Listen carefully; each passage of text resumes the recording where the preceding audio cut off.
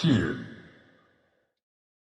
Hello everyone, and welcome to another edition of It Is Time to Read the Book Day. I am Scary, your grateful host, and today is, of course, pre-release day for the Adeptus Mechanicus Codex for Warhammer 40,000. So we have a treat for you. I brought on two of my favorite Adeptus Mechanicus players, and two of my favorite people, and I've decided to chat with them. Now, they have seen all the leaks online and have been playing with Google Translate all day yesterday. It was really hilarious to watch them get really excited. However, today they get to see the real thing. And so so they haven't seen this yet. They're really excited to kind of go through it, and we're going to get real live reactions from AdMech players while we go through the actual book, basically line by line. So make sure you sit back, relax. Just so introduce my co-hosts. I'm Scary, your grateful host. Thank you for tuning in. This is Dave, right up here. You can see him. Say hi, Dave. He's a commissioner for our 40k league here in Ontario, so he's essentially helping run like a giant league with lots and lots of people.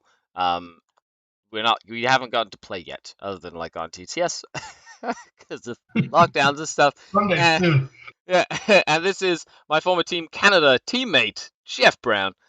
He is best known for wearing very tight tights to tournaments and playing Blood Angels, as well as AdMech.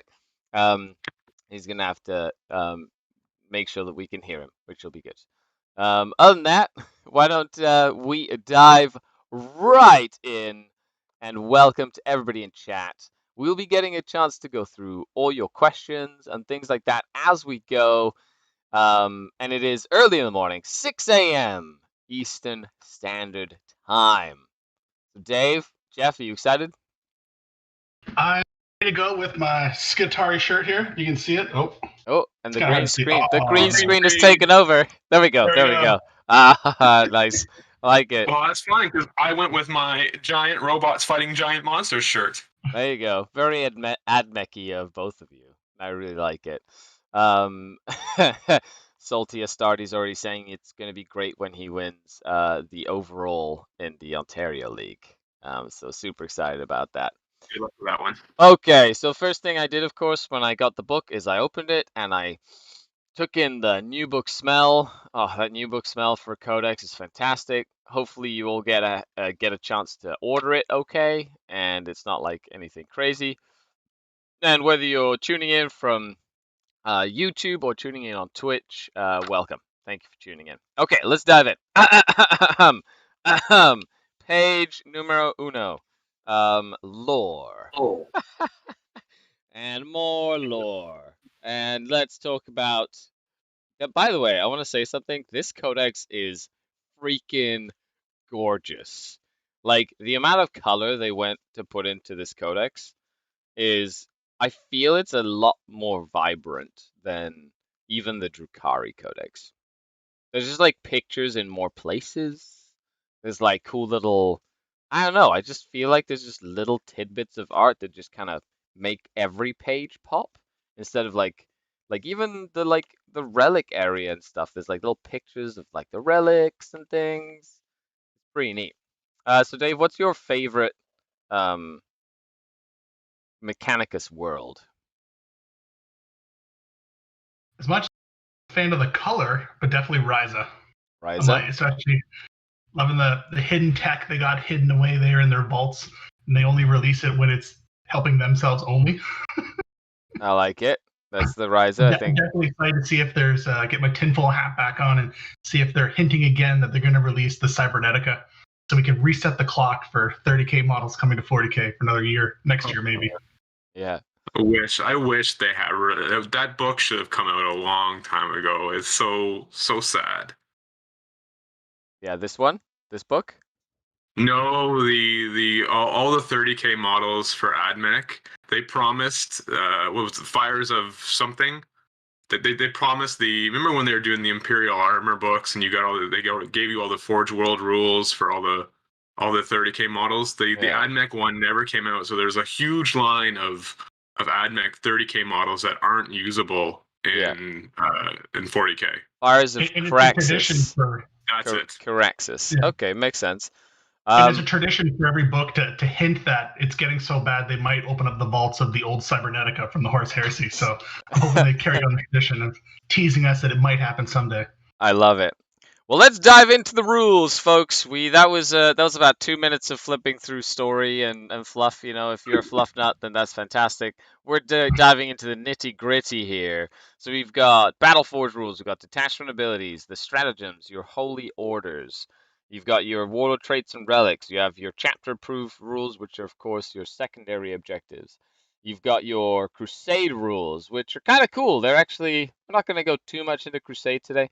However, the crusade rules are more about creating super weapons.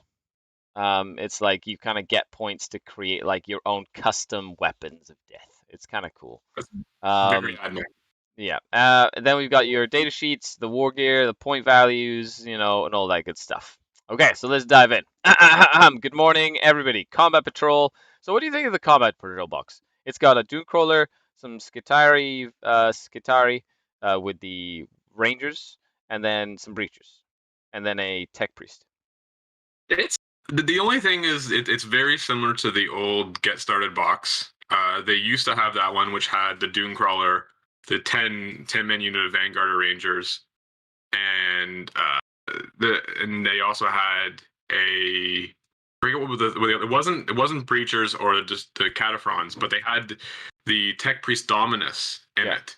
So they've pretty much swapped out the Dominus for just an Tech engine priest. seer, I believe. Right? I do Yeah. like the new engine seer rules, just so you know. So we'll get to that in a second. But I think you're gonna engine seers are not useless. No, Um, they've always been good, but only from the no, sense of no, they've been like 30 points of just sit there and do nothing.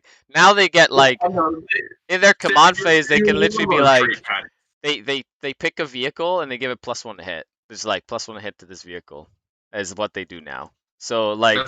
Yeah, imagine like a bunch of planes or whatever, and just be like +1 hit, +1 hit, and just be like whee, and they go. Brrr. I have so many questions, but we're gonna have to wait till we Yeah, get there. yeah. You can't feed me with that stuff. Exactly. Rust Stokers, by the way, I feel are Rust Stokers and Infiltrators are gonna be like seen everywhere. They're amazing. Okay, so let's go into the detachment abilities. So an Adeptus Mechanicus detachment is one that includes models with the Adeptus Mechanicus keyword, excluding models with agents of the Imperial unaligned. So Adeptus Mechanicus, the overarching keyword to make detachments by. Mechanicus units gain the Forge World Dogma if they're in a detachment that's only them. They also gain the Knights of the Cog ability, which we'll get to in a second, and troops gain the Objective Secured ability, which is a pretty standard sort of like rule, unless your Death Guard and your K and your cultists don't give you Objective Secured, which is weird. Then we have a Forge World Dogmas. So all Adeptus Mechanicus units other than servitors gain the dogmas as long as they're from the same Forge World. So, sure, so you Other get like than your chapter keyword checkers. servitors, that's interesting because the Cataphrons have the keyword servitor. It's servitor units. So it's just okay. yeah. So it's just specific to the unit. Like when in some, Okay. I'm assuming it's just like the little 4-man servitor units. They get the big ones get their dogmas. Forge World, if Good. they don't have you can build a bear Forge World if you want to. There's actually a couple of cool build a bear Forge Worlds. We'll get to that in a second, and we'll get to they've made it a little different than the normal build a bear stuff. And then we have the Knights of the Cog. So this is something that I found interesting. For each detachment in your army with this ability, you can select one Questor Mechanicus super heavy auxiliary detachment in your army, and they gain the Knights of the Cog keyword. That is incredible. Being able to take a knight? Oh my god. Well, especially since it's Questor Mechanicus, which means it's any knight. Is it? Like you can start the Castellan can go back into lists. Nice. So you can just like add in a knight. Now I'm assuming this means that it doesn't cost you command points to do so. That is my assumption as well. Although it's weird of where in the detachment it fits in. Yeah, super heavy auxiliary. Well, that's cool. Do you have a favorite knight, like Dave, that you would like take if you could? You know what? It's been so long since I've used the knight. I got, Yeah. I got a Castellan. I have another one. It's been so long. Now I got to kind of reopen that part of my brain and be like, It's I an can actually option do this again. now. Yeah, exactly. You can get like you can get your favorite Majira, everyone. Put your Majiras in and have go to town with it. It's also really cool because like, with like if in the Book of Rust, for example, they added all these really cool like strats for like sort of Skitarii and knights to kind of help each other out in a way, you know what I mean? So it's kind of neat to see that if you could just take a knight, then there's like, especially if you run like Metallica or whatever, we've got like some cool strats to like, you know, help with knights together. Anyway, it's kind of neat. Exactly. I think you could take canticles, right, that apply to the knights in the Metallica. So like there's a lot of stuff that we're gonna dive even later. You got the hoplites and the pelletas from Forge World, which get special rules. I think it's only around Titans, unfortunately, though. Yeah. Now to think of it, but that is awesome. Having a knight back in is amazing, especially if it's not limited. Now, is it one like just a slot or one knight? Can you take 3 It's a armigers, for super example? heavy auxiliary detachment, I have right? to look up on my rules to see if I can take 3 armigers in Right? that That one. usually takes one slot, right? I'm assuming Yeah, you could take the 3 armigers if you wanted to, up to 3 in like one auxiliary, right? Because it's one slot of 3. I'm pretty sure because that's that how would that give you works. a nice little forward presence with Yeah, some some like backfield shooting. some yeah, that's kind of neat actually. So we go to the Forge Worlds. So each Forge World has its own associated rules. Each Forge World has a specific stratagem, and each Forge World has an Arcana Mechanicum, which is its relic. So we're gonna jump into the actual Forge Worlds themselves, the good, the bad, the ugly. So let's dive in. The first one we're gonna look at is good old Mars. So Mars has decided to be um, still decent. I like it. The Dogma is called Masters of the Forge, and I think they showed this one off pretty much on the GW site. So I think this is no hasn't surprised anyone. But you have Skitarii units gain Canticles of the Omnissiah. So all your Skitarii, because now what they've done is they've actually split the two. So any Skitarii units get the old Skitarii doctrines that they used to have, which was something that they had before from back in the day. There you go, just like with the old book, um, where you can give them a plus, like they get +1 ballistic skill, but then their weapon skill is -1. So it's like a bonus and a buff, basically. I mean, a debuff and a bonus, or +1 weapon skill, but -1 ballistic skill, right? So there's like, so they got like a buff and a debuff, and you basically pick one for the Skitarii, and you can only switch it if you have a specific unit in your army that allows you to switch it. That's like a Skitarii switcheroo unit or whatever. Um, and then there's ways to like stop your units from taking the debuff. Like there's like a way to do that so that your unit can have like no debuff and only buff, which is kind of cool. So you can actually, there's ways to fandangle it. But the fact that Skitaris get Canticles is kind of neat. It means they get to keep the Canticles, and some of the Canticles are great. I like So them. I like the So Canticles. Katari and Mars get to keep the canticles, right? No, Yeah, okay, yeah. yeah. So Skitari only in a Mars detachment. They also get a reroll to hit roll when they shoot a fight. They get like the new style expert crafters, which is um, I get to reroll 1 hit roll for like the whole army, which could be good for, I don't know, things that have one-shot weapons or like few weapons if you want to save a bunch of CP. It's not bad for like the big thing right now in competitive AdMech is taking a unit of 2 last chicken walkers. So you Yep. got 4 shots there. Normally you're gonna hit 3 of them. So having that one reroll to hit, reroll to wound, reroll to damage on it is amazing. Well, just to reroll the hit. Just Oh, to just reroll reroll hit it. for Okay. Mars. Yeah, Even no then, reroll. oh great. You're getting it confused with one of the Canticles, which was probably leaked, which we'll get to in a second, which is pretty cool. So then we have the Warlord trait. Pangenic Procession. In your command phase, you can select a friendly Mars Cult Mechanicus core unit within 6 inches. That's a mouthful. within the Warlord. If you do so, then when you select a canticle, this can be one that has already been active for your army. Until the start of your next command phase, both the Warlord and the unit benefit from it instead of the one that's active. So if you have like one unit that you just want to keep a canticle on for the entire game, you can have your Warlord basically pick that canticle for the entire game, even if you cycle through the canticles. Right. And that's just a Mars ability. It's a Warlord trait. Warlord trait. It's not bad. So you can pick as long as it's a core unit.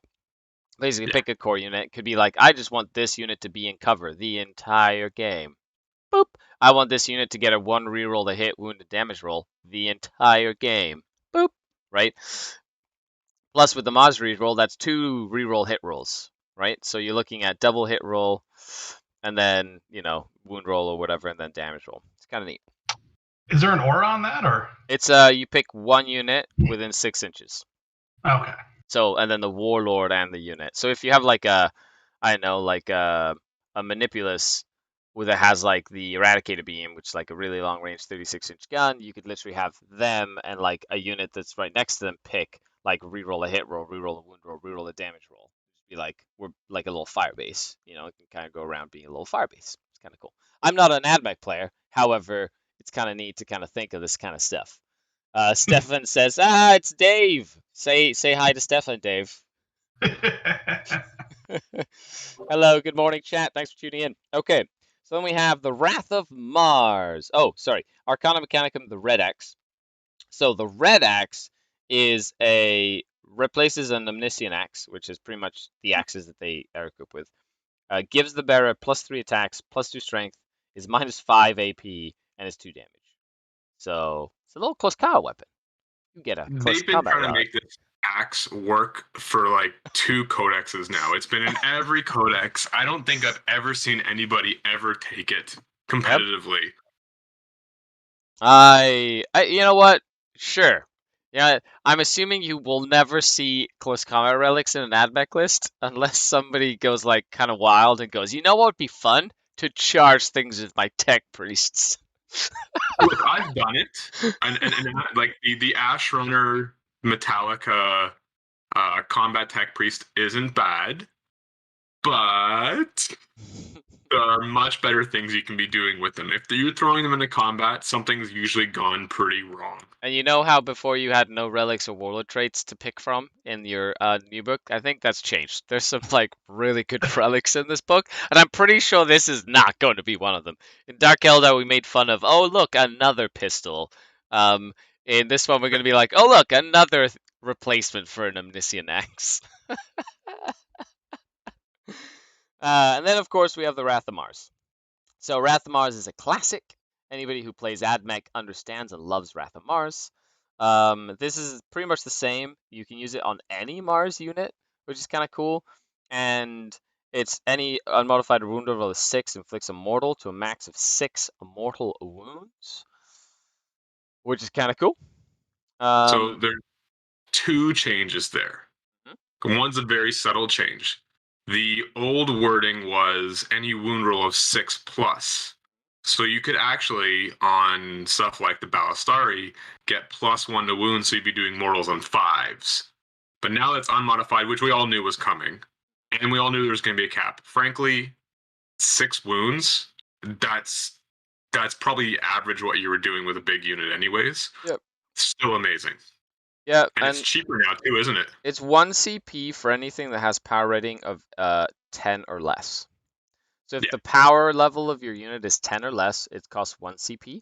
So like a unit of like a unit of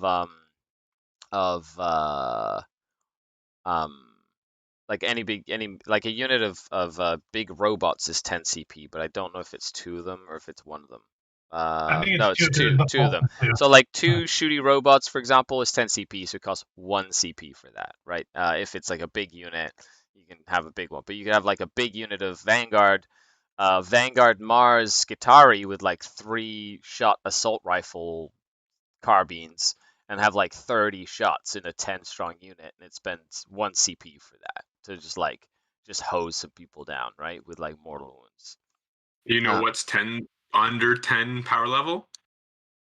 10 of the sterilizers, the flamer ones.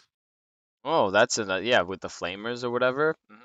And there's ways to like get reroll wounds on vehicles and stuff too. I'm pretty sure that I kind of read through last night, which means that there's probably ways to like also get reroll wounds and stuff, which is kind of neat as well. So I like that. I think Wrath of Mars is like a classic. You know, a lot of people like how killy it is. However, it's not the only way to get mortal wounds in this book, which I think is a thing in 9th edition. Having access to mortal wound output, I think, is super important. So it's nice to see that they have like one option. Okay, so then we have Lucius. So Lucius is Solar Blessing. Every time an attack with a damage characteristic of 1 is allocated to the model, you get +1 armor. So very much like Thousand Sun style. So if it's only damage 1, get +1 armor, which means all your little Skitari guys go up to 3-up saves, which is kind of cool. Your breachers go up to 1-up saves. And your destroyers go up to 2-up saves as well, and all your tanks have 2-up saves. And then if they're in Shroud Psalm, they've got better saves. Well, even your chickens, right? There'll be a 2-up save with on the dragoons with a -1 to hit. That's pretty like. Right. They so might that's actually get into combat. If they're like 1 damage, against 1 damage weapons, right? Scary, read ahead? The audacity. Yes, I do read ahead, Luke. Thank you very much. I need to know what I'm talking about when I don't want to make an absolute fool out of myself when I'm talking about a codex. That's what I'm here for. That's why you did bring Jeff on. Thanks, Jeff. Thanks for taking that responsibility. I do that for We'll you. give you his address later. You can send him a bunch of hate mail. It'll be fantastic. Every wrong fact is Jeff's fault, so just all that goes to Jeff, so it's perfect. Yeah. Okay. Leave a comment down below. Guess how many times Jeff is going to make a bad rule call. And of course, leave a like. Leave a like. Thank you very much. Click the like button because you're all awesome. Okay, so we've got the second part of this is you add 3 inches to the range of all weapons. Wow. Pretty good. So just every weapon in Lucius is just plus 3 inches of range. But yeah. The slight change to that one is just if they treated armor pen of AP -1 as 0. So I like it. I think this is more useful. Yeah. It also, nice. And it's 3 inches to range weapons, which means like your grenades are like 9 inches too, if you have grenades of some sort. I don't know if they have grenades. That is crazy. Yeah, or like flamers go up to like 15 inches, or you've got like, anything that's 18 inches goes up to 21 inches. So it's like, it's crazy how much like that little bit of extra range has like a big deal. On another note, how many capacity did a Dune Rider used to be able to take? 10? 10. It can take 12 now. But we'll get to that. We'll get to that. We'll get to that after. Yeah. You can actually put characters in your stuff now. What? Get out of here. So many 9 units to squeeze a character in there. Yes, you have. I know you have. I've played you before. Okay, so then we have the Warlord trait, Luminescent Blessing. In your command phase, select 1 Lucius core unit within 9 inches. Until the start of the next command phase, you give them transhuman physiology. Oh. So you can only wound them on 4+.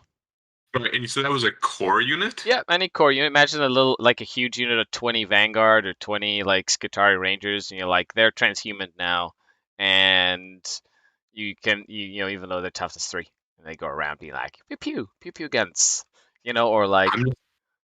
Electro Priest, because I heard their core. I believe they are. Tech Priest, Engine Seer, Skitari Rangers, and Vanguard. Yeah, because you could do like 20 of them. And the Fulbright Priests, they are core indeed. You can definitely make them transhuman. So you can only wound them on 4+, and you can pick 1 unit to have that happen to. That's pretty cool. I like that. I like that it's like you pick a unit, like buff it up, and be like, okay, this is part of my plan. Like run it forward and go make it kill stuff. And with a 4-up save too, before they kill anything, that's actually got some survivability there. So then we have an Arcana Mechanicum, the Solar Flare. So it's a once per battle, use only, so one use only. In your movement phase, you can use this relic and essentially Veil of Darkness them. So you take a Lucius core unit and Veil of Darkness it. So that one used to be you could move the model, which had it. This one is you can actually move the unit and the model. You pick a core unit within 3, and you pick the bearer, and you pick them both up, and you Veil of Darkness them. So then you deep strike them Anywhere right on the away. table? Anywhere on the There's no- table within 9 inches Nine. of your opponent, which is really cool because one of the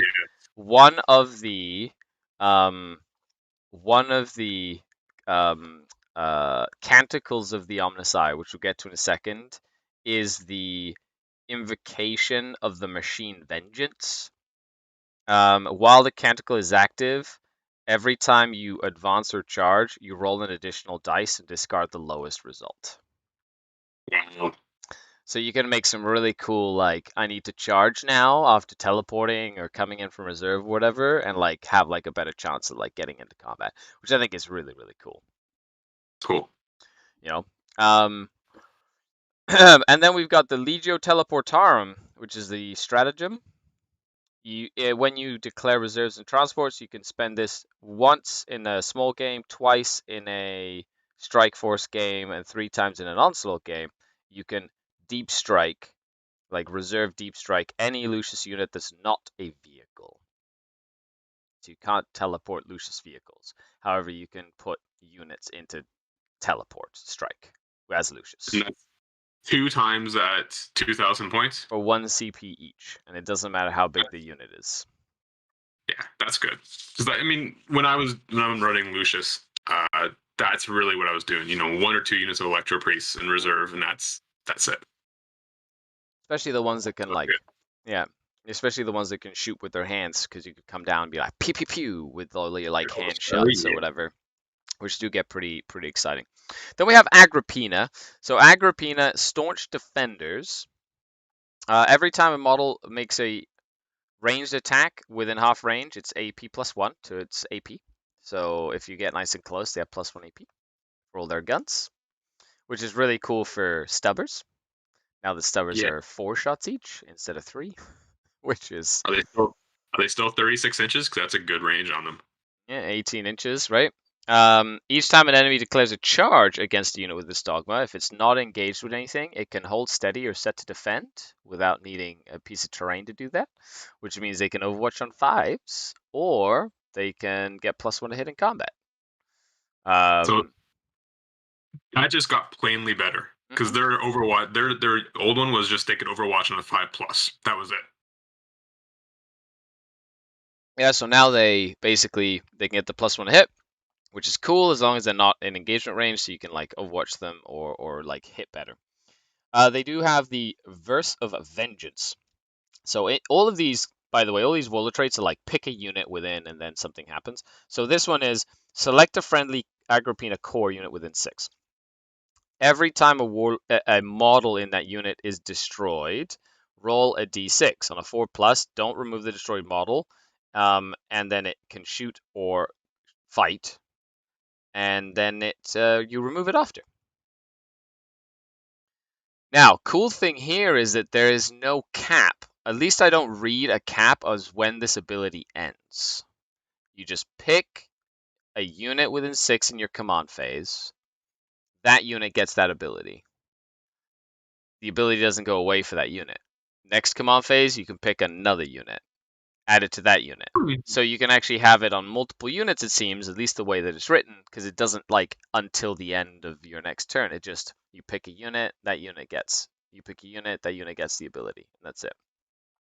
That might be a good counter for fight last to be like, well, you're going to get a bunch of my guys, but at least I'm going to get to fight. Yeah, fight or shoot, it seems like, especially against like Dark Eldar witches or whatever, you can be like, I'm going to like, this unit, you come in and kill me, I'm going to like attack you, right? Which is kind of cool. So, I kind of like, it's very like, it's situational, but it's kind of cool. Then we have the Eye of the 11 Lexum, which is an Agrippina model. Start of the shooting phase, select an enemy vehicle within 18. Until the end of the phase, he gets an aura of any core or Cataphront servitors within 6 inches. that attack that vehicle can reroll wound rolls. So you can pick a vehicle with an 18, and basically your army gets reroll, or like most of your stuff gets reroll wounds against the vehicle if you really need to kill a raider. Just another thing to pile on those poor knight characters, eh? That's Players. right. Yeah. Oh, is that your knight? Yeah. Guess what? I get to reroll against you now. Excellent. Then we have the Indentured Machines Stratagem. Select an Agrippina servitor unit from your army and add +1 to the toughness of that unit. That's good. Yeah, so +1 toughness, and you can use it twice and it's 1 CP, so you could have 2 different units of Cataphron servitors with +1 toughness in a 2,000 point game. Cataphron servitors is a big deal. It's kind of neat. So, but then again, you have to, of course, balance it with all the other stuff, plus whatever else you have in here. So it's automatic doom, says Valerie. Yeah, it's kind of like an automatic doom against a vehicle. But it's instead of, it's against one vehicle and you just can really kill it dead. Then we have Greya, which is one of my favorites. Just in general, I've always liked Greya. Refusal to yield. So they automatically pass combat attrition tests, which is kind of cool considering they can have giant 20 blocks of priests or Vanguard or Skitarii. You have like big blocks, you can just say no attrition tests. So if I fail morale, I lose 1 model and that's it. And then you don't have to worry about attrition. Number 2, they get a 5+ ignore mortal wounds rule. So it's just like ignore mortals on a 5+. Which in this edition is more relevant than you might think. There's lots of stuff that does mortal wounds out there in the world. Then we have the Mantra of Discipline. This is the Warlord trait. In your opponent's charge phase, at the Heroic Intervention step, you can pick a Greya core unit with a 9, and you can make that unit Heroic Intervene 6 inches. Oh, there we go. In your opponent's command phase. No, in your opponent's charge phase. Like if I phase. said command phase, I mean. So Oh. like when they charge, you can basically pick a unit within 9 inches to heroic 6 inches. It's not bad. You can just get like a heroic, which is decent. Anything that can heroic is actually really good, like game wise, because you can stop people from getting objectives or prevent someone from like doing pile-ins and consolidates effectively. Like so, heroically intervening, and that 6 inches is like a nice bubble. It's cool to have the option for it in somewhere in the book if it's like something that you needed to for like gameplay. Yeah. Heroic intervening dragoons could really jam someone up. That's a lot of big bases you could put in, block a lot of stuff with those. Yeah. In addition to all the great attacks. Yeah, so you've got like, being able, especially with the size of bases, it's like the whole unit doesn't have to be within. You could actually have it like strung out and have like a big wall of like, boop, like, oval bases, like up a line, be like, okay, step forward, It's any Greya unit? Any Greya core unit. Any Greya core unit, okay. Yeah, I believe so, the dragoons you still are heroically core. intervene with your electro priests. Yeah, priests and stuff, and I think the dragoons are core, which makes sense for like what you were saying. Let's check this out real quick. Are the Ruststalkers core? Yeah, Ruststalkers are core as well. Yeah, anyway, we'll get to that in a second. And then we have the relic, the Cerebral Technomitra. Greya Tech Priest. Add 3 inches to the range and abilities of what it has. So even it's not just for auras, it's any aura or ability plus 3 inches to its range, which is kind of cool. And then we have a Steel Mind Iron Logic. It's the Greya strat, which is when a psyker attempts a psychic power within 18, I believe it went down from 24 now to 18 inches.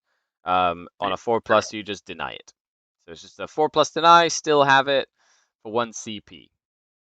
So I'm happy that they kept that. I'm also happy to hear that they changed their dogma. Their dogma was the old one that when a model is slain or flees, you roll a dice on the 6, they stick around. It was so confusing to explain that to people that it's not a feel no pain. It's when my model dies, I roll a dice. Yep. And I know a couple people are upset that it's not that one, and they just get a 5+ against mortal wounds, which is amazing. I'm all for clearing confusing rules out of the game. Yep. Yeah, it's just simple. You get a 5 of feeling pain and no combat attrition. Okay, makes sense. You know, like I can get behind easy stuff like that. Okay, so let's dive into Stygis. Man, there's so many different Forge Worlds. It's like Forge World, Forge World, Forge World, Forge World. Like, let me know in the comments what your favorite Forge World is as we go through these. But Stygis. Now, this one I really like. I really like Stygis, and we'll get to that in a second. So, there's 3 parts to their dogma, which is called Shroud Protocols. So every time a vehicle unit that doesn't have the core keyword, so every time a vehicle unit is targeted and you're more than 18 inches away, they count as being in dense cover. So -1 to hit vehicles that are not core outside of 18. Okay, so that's the first part. Every time a ranged attack, excluding vehicle units without the core keyword, so anything that has the core keyword, essentially non-vehicles and core vehicles, so non-vehicles and core vehicles are in dense cover from 12 inches away, so they're -1 to hit from 12, which is, I believe, the old So, side of 12. is there any unit that doesn't apply to? Is there any non-vehicle, non-core unit? Not really. They're either a vehicle or a core, right? So that everybody will get the -1 to be hit, but it'll just depend on the range of how close you have to be to have the bonus, right? So a regular vehicle is just 18 inches away, like a Scorpius Disintegrator, and then like a core vehicle would be 12 inches, like your chicken walkers or whatever. Make That's sense? good. Yeah. Yeah, good. So it's -1 to hit, still pretty standard stuff. Every time a unit with this dogma declares a charge, the target cannot hold steady or set to defend. You can't get like +1 to hit in combat, or 5 up. No, yes, set to defend is the 5 up Overwatch. So you just can't like super Overwatch or like get any bonuses for that sort of thing. Okay, interesting. That's okay, but the -1 to hit, I think, is what you really take it for. Yeah. Yeah. So then we go to Cataphrons aren't core, are they? I don't know. Let's check. Cataphron Are not breachers. core. Okay, so any of the Cataphrons do not get. They, I guess, would not get any of these things. So Stygis don't like big, bulky Cataphrons. It was a leading question I gave you there. Well, I don't know this as much as you. It's probably one of those ones that like is it the Italian leak or whatever? You're like there like, what does that core word mean? Google Translate. I had a very light work day yesterday. We'll just say that. Warlord trait, Veiled Hunter. At the start of the first battle round, you can select up to 2 friendly Stygis units that are wholly within your deployment zone and redeploy them. So you can put them back into your deployment zone any place, or you can put them into strategic reserve without having to spend CP. Take that, Ultramarines. Yeah, with 1 unit. I mean, 1 unit redeploy is still 2 units. Pretty good. 2 units. 3 units. No, Oh, 2. never mind. 2 units. 2 units. You can That's redeploy good. 2 units. Yeah. Good. So you can redeploy 2 wholly within your deployment zone, kind of switcheroo and stuff. I personally think the redeploy stuff is very powerful in this game, especially when it's you go, I go deployment, because you can like pick stuff up and redeploy. I think that's very. Cataphrons get it because they are non-vehicle. Do get it. Oh yes, they are. They do get it because they are non-vehicle. They don't need the core unit to get it. You are correct. Cataphrons do get the -1 to hit. So everyone basically, yeah, everyone benefits. There's not 1 unit. Thank you very much, Stalwart debate for that clarification. And there's gonna be like 50 million comments. They're gonna be like, "You got this wrong," and then like we literally 2 seconds later like found out we were wrong and we said it, but they didn't get to that point in the video before they clickety clacked on the typing thing. Cool. Arcana Mechanicum, the Omnisize Hand. Stygis model only. Once per battle at the end of the fight phase, you can use the relic. If you do so, every unit within 12 inches takes a mortal wound on a 2 to 5, and on a 6 they take D3 mortal wounds. Wait, every unit within takes D3 mortal wounds with No, from a 2 to 5? every unit within 12 on a 2 to 5 takes 1 mortal wound. One mortal wound. On a Okay. 6 takes D3 mortal wounds, and it's once per game only. There are better relics out there. Sorry. I'm just going to say there are better relics out there. But you do have clandestine infiltration for 1 CP. Select it's during deployment, so as you're doing your deployment, you can pick a core infantry unit and give them forward deployment, so they can deploy 9 inches away from the enemy deployment zone. So it's only infantry now, though. Yeah, it's core infantry, but it does mean that you could literally grab like 20 electro priests and put them 9 inches away from your enemy's deployment zone, and then if you roll to go first, you're in their face. So could you theoretically use that strat to play the Electro Priest, and then use, if you don't go first, use your No, redeploy you can't. strat?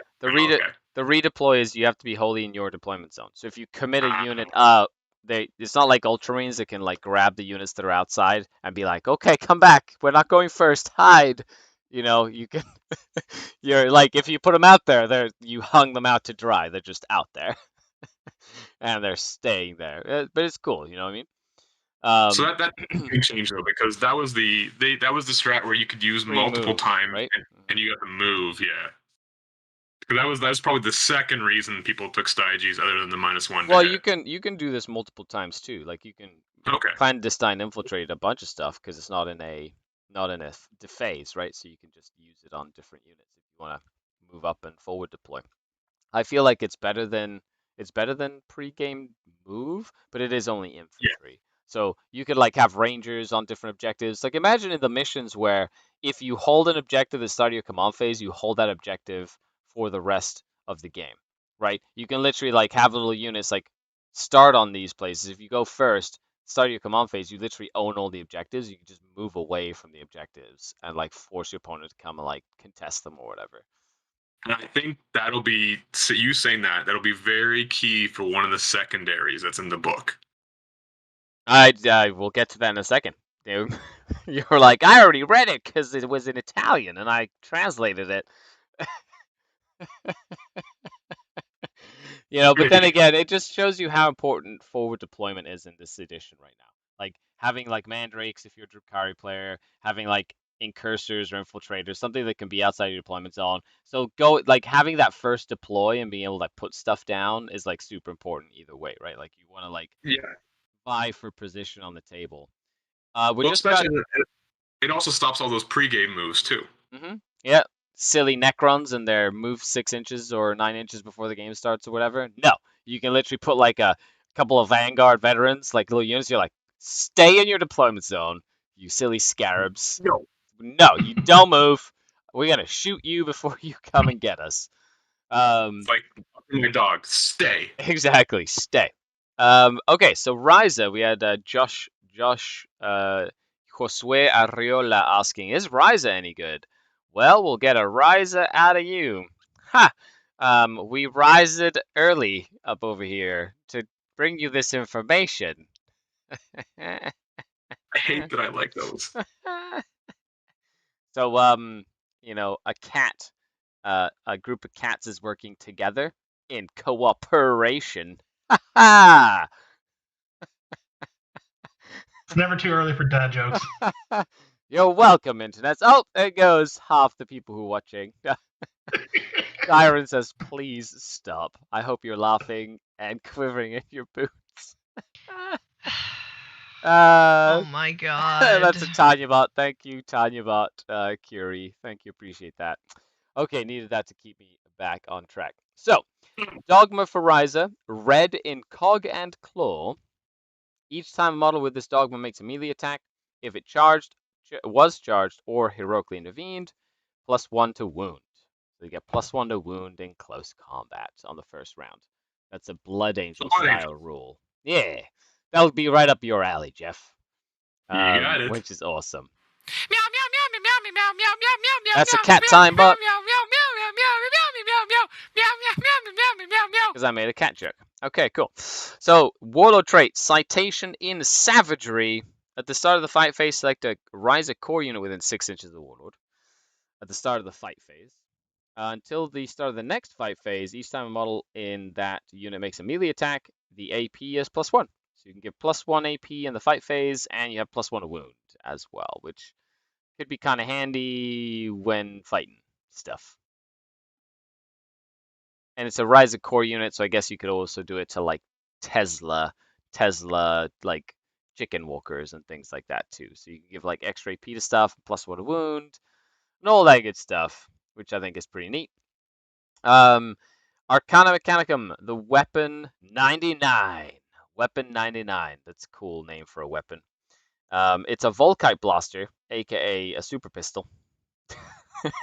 every time I see like a ranged weapon, I'm like, oh, Games Workshop, you try so hard. And then like I see people like take them, like Sisters of Battle take this like 4-shot pistol or whatever that's like 2 damage each or whatever. I'm like, that's like pretty, but like honestly, like it's a pistol. Like just Nice gun you got there, is what you say. pick a better relic. So you've got it's a 24-inch heavy 3 weapon. It's like an autocannon, strength 7, -2, 2 damage, and an unmodified wound roll of 6 inflicts 2 mortal wounds in addition to normal damage. So it is kind of cool. Like you could proc some mortal wounds, 3 shots. Might kill a raider. Maybe. No, probably not. No? Oh my goodness. And then Plasma Specialists. +1 damage to Plasma for 2 CP on any Ryza unit. So just damage? Yeah, That's not +1 damage. So if you have like your Cataphren breachers with a bunch of plasma and you just want to make them +1 damage on the plasma, you just get +1 damage on your plasma for 2 CP. Or if you've got a bunch of Vanguard veterans with a bunch of plasma culverins or whatever, +1 damage to your plasmas. Essentially, It's not bad. The old one was add 1 to the wound and add 1 to the damage. So, people would run like a block of 12 plasma servitors or plasma cataphrons, which unfortunately is that's not, you're not going to run your block of 12 anymore. But it's not bad. 3 damage. That's nothing to laugh at. yeah, that makes sense. Ashley Thompson on the on the chat being like, the Sister's pistol is good, Scary, stop making fun of us. I just make fun of pistols because the Dark Eldar Codex has like 8 relic pistols and they're all terrible. It's just like absolute trash. You're trying to pick them all. Okay, Metallica. So we've got the Relentless March Dogma. Models with this dogma do not suffer the penalty for firing assault weapons after they advance. So they can advance and fire assault weapons, keeping them nice and mobile. Plus, it's really cool because they have a cool stratagem in the Book of Rust, which is auto advance 6 inches, which I think is like, that's a cool little combo there. So I like that. If you haven't read the Book of Rust Metallica stuff, please do. Like, it is fantastic. There's some really cool stuff in there. Ah, says Jeff as he recently. I love it. Then we have models. What? Sorry. I said I came prepared with today, all the books. Yeah, a little stack of books. You're like, reference page 224, 37. Yeah. Models with this dogma do not suffer the penalty to hit rolls for firing heavy weapons, for moving and shooting heavy weapons. So like arc rifles and things like that. I know Rangers, their Ranger rifle is now a heavy 2, I believe. So you definitely that'd be big for Rangers. Right, so it'd be really good for Rangers, for example, so you can move and shoot with their weapons. And when an enemy unit is within engagement range of a unit, your enemy unit is treated as being below half strength. So if they do take attrition, they'll be, taking extra damage, which is really good against like horde stuff like demons, but that's about it. Or guardsmen, if you want to make guardsmen run away. Yeah, sure. It's pretty fancy. Warlord trait, Tribute of Emphatic Veneration. That's a very fancy name for a relic. At the end of your movement phase, select an enemy unit within 12 of this Warlord. Until the start of your next command phase, they have -1 to hit. So pick an enemy unit within 12, you give them -1 to hit. And that would count for combat as well then. Yep, it's just -1 to hit for shooting and combat. Like, That's like a psychic power, like a Space Wolf psychic power or whatever. Just be like -1 to hit. You just have to be really close. You have to be 12 inches close.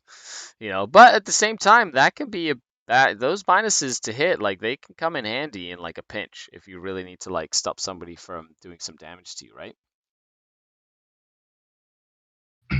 Or stopping the hit, like when they're attack backs, or you know what's coming. Yeah. Try to reduce that damage. Yeah, exactly, right? Then we've got the deafening assault. Oh, sorry, the adamantine arm, another close combat thing. They have it in addition to anything else that they have.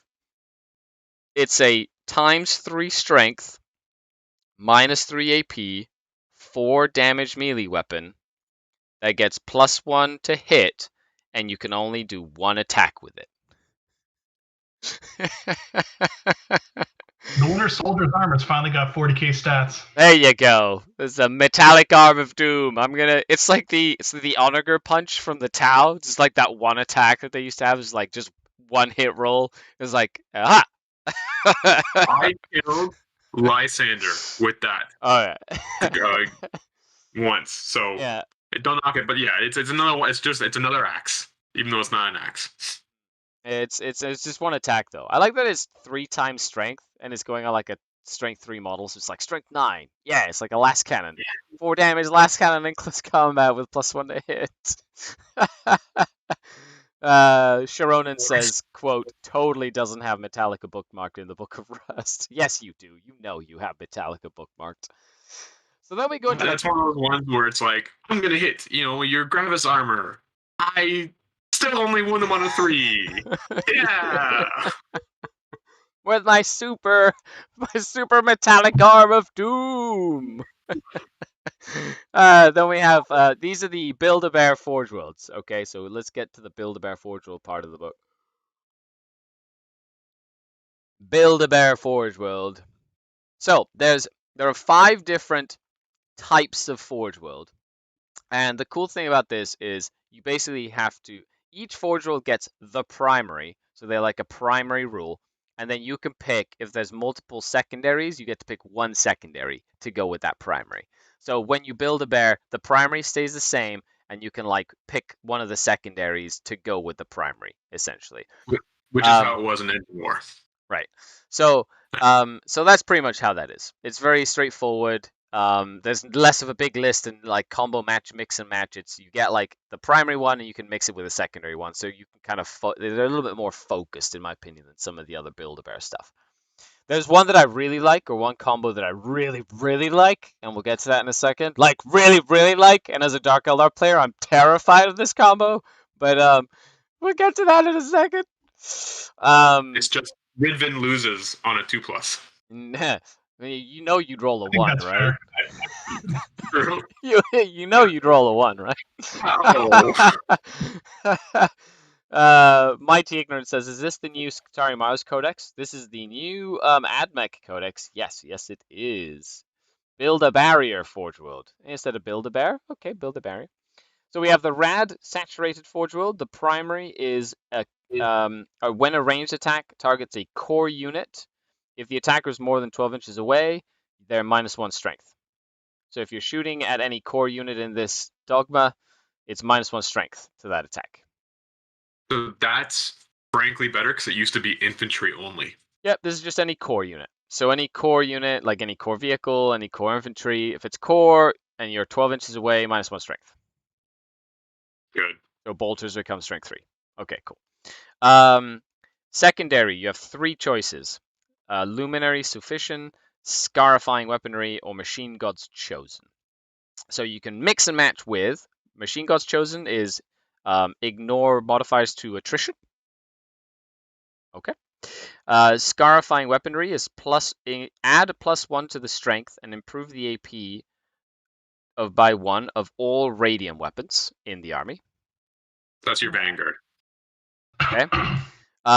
And Luminary Sufficient is they have the extreme rad saturation, which is -1 strength and toughness of non-vehicle enemy units within 3 inches. So that's the Vanguard rule again, which is normally 1 inch. So not much has changed from Engine War. So that's everybody. So you go, everybody gets that, or everybody gets everybody. +1 strength and AP, right, on your rad weapon, on your radium weapons. You know, so you're either -1 strength and toughness, so then that like -1 strength from shooting kind of translates into combat in a way, right? Or you can add +1 to strength and AP of your rad weapons to do some extra damage, or a combat attrition tests are ignored, which meh, you know, unless you're running like giant 20-man blocks. Okay, so then we have Expansionist Forge World. Primary, accelerated actuators, fancy names. Each time a unit with this dogma fights, if it was charged or heroically intervened, then you get +1 AP. So +1 AP and basically in the first round of combat. Secondary, you get 3 choices. At the start of the first battle round, each Skitarii core model can move 3 inches before the game starts, so pre-game move of 3 whole inches. Ha! However, there are some units that get an additional 3 inches of move pre-game, which means that you could have a 6-inch pre-game move with some models. What? That's amazing! Necrons be damned! Rad saturated flyers handing out -1 toughness sounds juicy. Yeah, that's actually not bad. It came from the deep, Colin. Yeah, 100%. You could like fly a bunch of planes and make them all -1 toughness, and then shoot them with a bunch of like stubbers and stuff. That'd be kind of cool. Acquisitive reach. You can pick a secondary. Add 6 inches to range of all rifle and carbine weapons, so plus 6-inch range. Or rugged explorators. Models in this unit do not suffer the penalty to hit for firing heavy weapons when they move, and vehicles do not suffer the penalty for hit for firing assault weapons when they advance. Keeps you mobile. Cool. Then we have the Data Horde Forge World. Okay, this is my favorite. You ready? Okay. This is the best one out of the book anyways. So, Data Horde Forge World. Each time a vehicle model with this dogma would lose a wound, you get a 6-up feel no pain. So you ignore wounds on a 6+ for all your vehicles, which I think already that's amazing. That's really good. And then there's 3 of secondaries, but there's one in particular that I really, really like. So the first one is add 2 inches to move of servitors, of Cataphront servitors and Onager Dune Crawlers. So, yay. 2 inches. Yeah, 2 inches of extra move. Yeah, you better watch out. It used to just be 1 inch. Oh yeah, did it double? Yeah. You'll still never see it. You'll still, yeah, we're gonna double it. You know what? Let's double the bonus. Still not good enough? Yeah, not good enough. Auto Savant Spirits. At the start of your command phase, each vehicle model with your dogma regains 1 lost wound. So all your vehicles can regain a wound. Cool.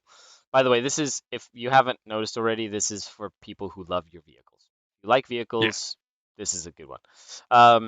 Model with this dogma that who suffer like characteristic change count their number of wounds as double. So they count as double wounds in addition. So it's hard to bracket them. So if you're a big fan of like Onager Dune Crawlers and like, you know, all that stuff, you gotta or make 6 them. planes. Or a bunch of planes. Why not?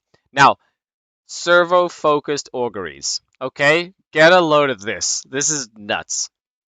Every time a model with this dogma rates a ranged attack with a Cognis weapon, okay, how many Cognis weapons are on your vehicles? Pretty much like all the stubbers, okay? Every stubber in existence, okay? If you target a unit within half range, you just reroll hit rolls. Yep. That was still in the book. Get out of here.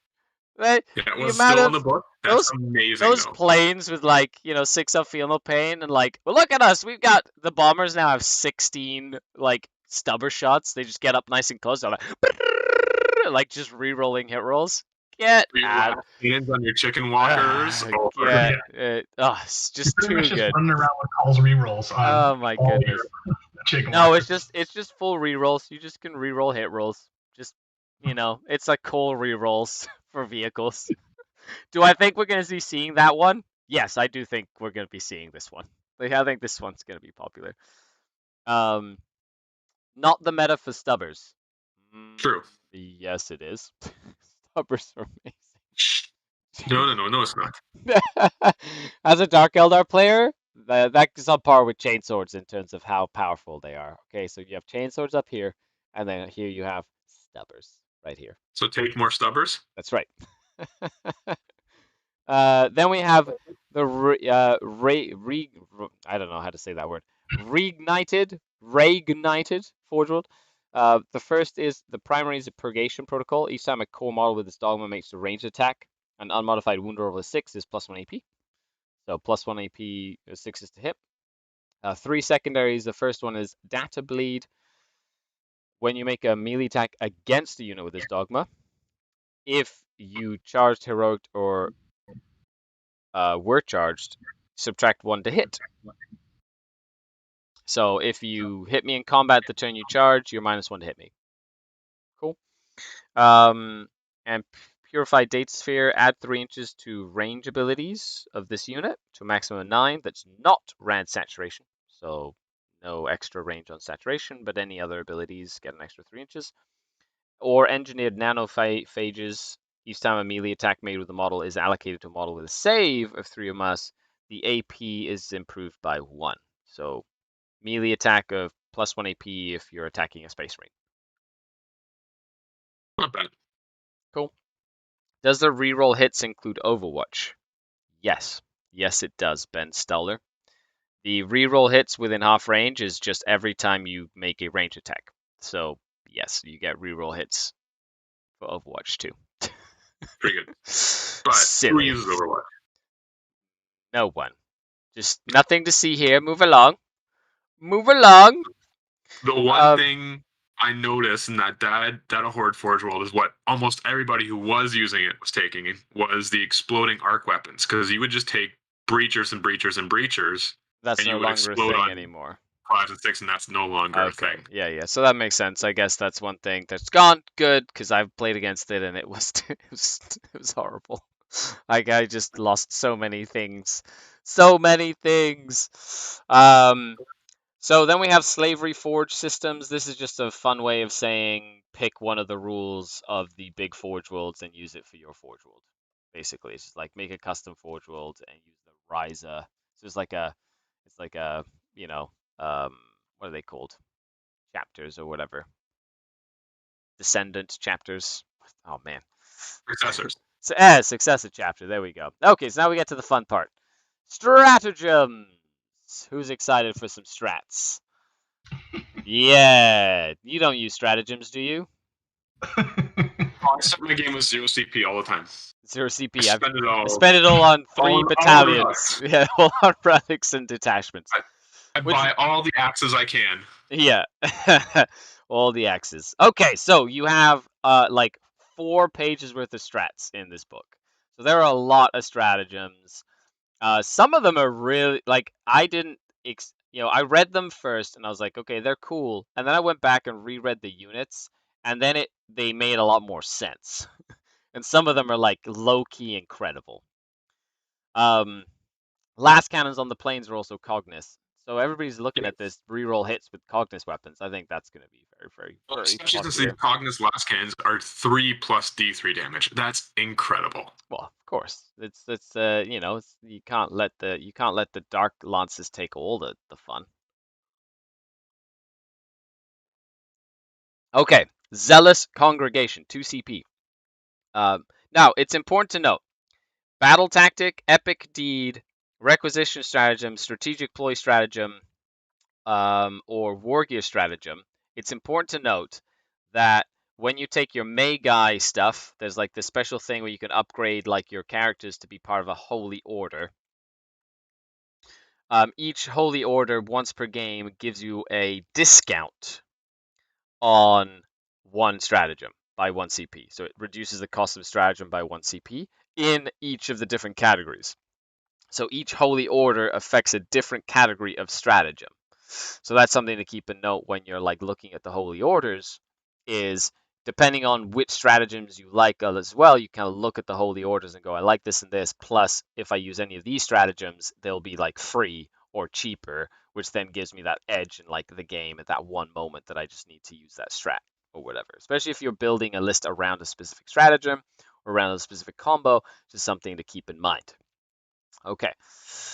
So, Zealous Congregation. Use a stratagem in the fight phase when an Electro Priest unit from your army is selected to fight.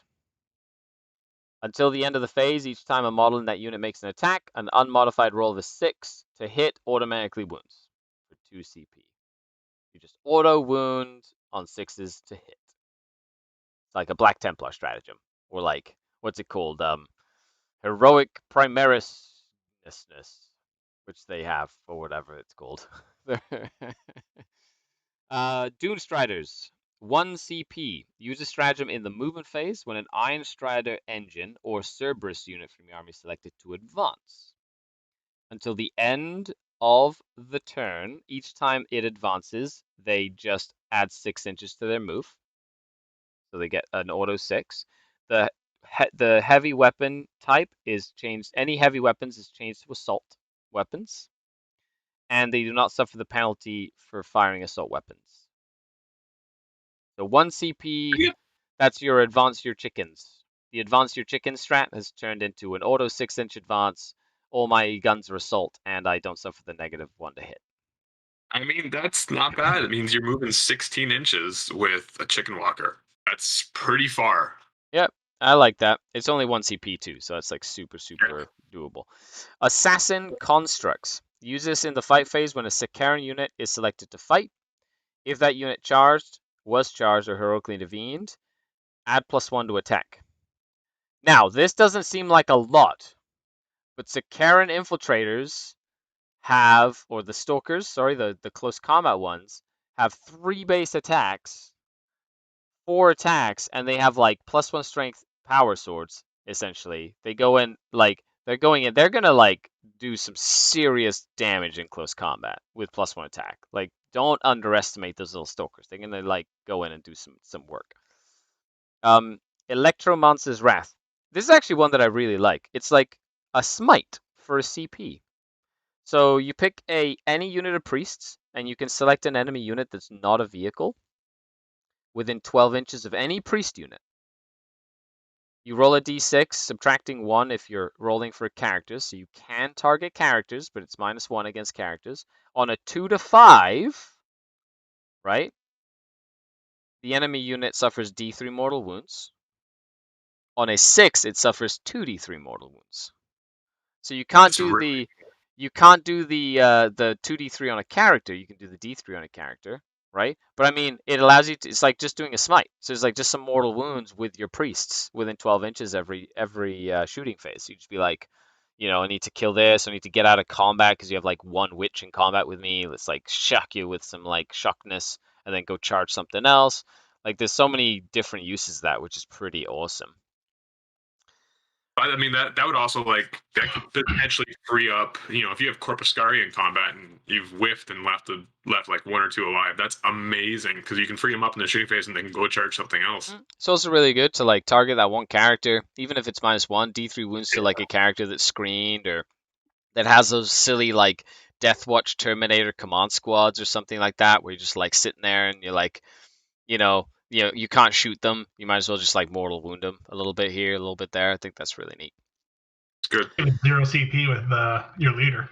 Yeah, or it could be 0 CP. Yeah, if it's with anything that's a battle tactics stratagem one. I like it. So then we have the machine superiority, 1 CP. Use a stratagem in the fight phase when a Skitarii unit is selected to fight. Add 1 to the strength of models in that unit. So +1 to strength for any Skitarii unit, which of course is also the Ruststalkers and Infiltrators. They're Skitarii, so you can run in and they can do a lot of like damage. +1 attack, +1 strength. They go in, they're like strength 6 or whatever. Like, they're going in like, swinging these like crazy power blades. That sounds pretty spicy to me. And for 1 CP, so it's like relatively cheap. Then we have the Elimination Volley, 1 CP. Use a stratagem in the shooting phase when a Cataphron Servitor unit is selected to shoot. Until the end of the phase, when you target a unit within half range, an unmodified roll of a 6 automatically wounds. Cool. So like, we have a combat one, we have a shooting one. Okay, fair enough. But only for Cataphron Servitors. +1 strength to Dragoons. Yeah, you could do it to Dragoons. Like, you run in with the Dragoons, give them +1 strength, which is pretty cool. Hey, King, thank you very much for the sub on Prime. Appreciate it. Then we have the epic deeds. So the data spike. Any Mechanicus Tech Priest model in your army, when it's selected to fight, select one vehicle unit within engagement range. On a 2 to 5, that unit takes D3 mortal wounds. On a 6, it takes D3 plus 3 mortal wounds. So any Tech Priest in combat with a vehicle is just like step and then like does mortal wounds. Personally, I love rules like that. They're amazing. They're great, but if your tech priests are in combat, again, you got a problem. But I mean, if you're running up against like 6 or 7 dreadnoughts and it's just like really annoying, they're like up in your face, like being able to just go, and this is before this guy fights. It's like when you select him to fight, you can literally like pick a vehicle, so you can like literally like stab a vehicle, do D3 mortal wounds or 4 to 6 mortal wounds depending on what you roll, and then literally fight with your super relic axe into the unit that you're in combat with. Right? You can kind of do both. Right? Or this I'm just saying, I love things like melt bombs and things like that where you can like do damage to a vehicle that's just being really annoying, and you just be like, just touch it, be like, take damage, for a CP. I like that sort of mechanic. I think it's useful. Is it something to write home about? No. Okay, it's not something to write home about. But that one time you use it though, everyone's gonna be cheering at the table. Yeah, woohoo! Like imagine like if you're playing that Dark Eldar player that has like 6 raiders, like who does that, right? And then they run up to you with like a bunch of venoms, and you've got like a raider that's on like a wound that's literally like annoying the shit out of you, and you're like, I just wish I could make sure that thing's dead. I don't want to shoot it. You just like walk up to it, touch it with a data spike, and it goes, like you don't have touch, to. Right? Yeah, just dead. I like that. Benevolence of the Omnissiah, 1 CP. Use it when a Mechanicus vehicle model would lose a wound as a result of a mortal wound. So this is the mortal wound survival strat. On a 4+, you don't lose wounds. So they made it better. Instead of a 5+, it's a 4+ against mortals, which comes in quite handy. However, it is still only a single model, which in your units of vehicles, you just have to decide when to use it, essentially. There are so many times I've used planes as like mortal smite wound blockers.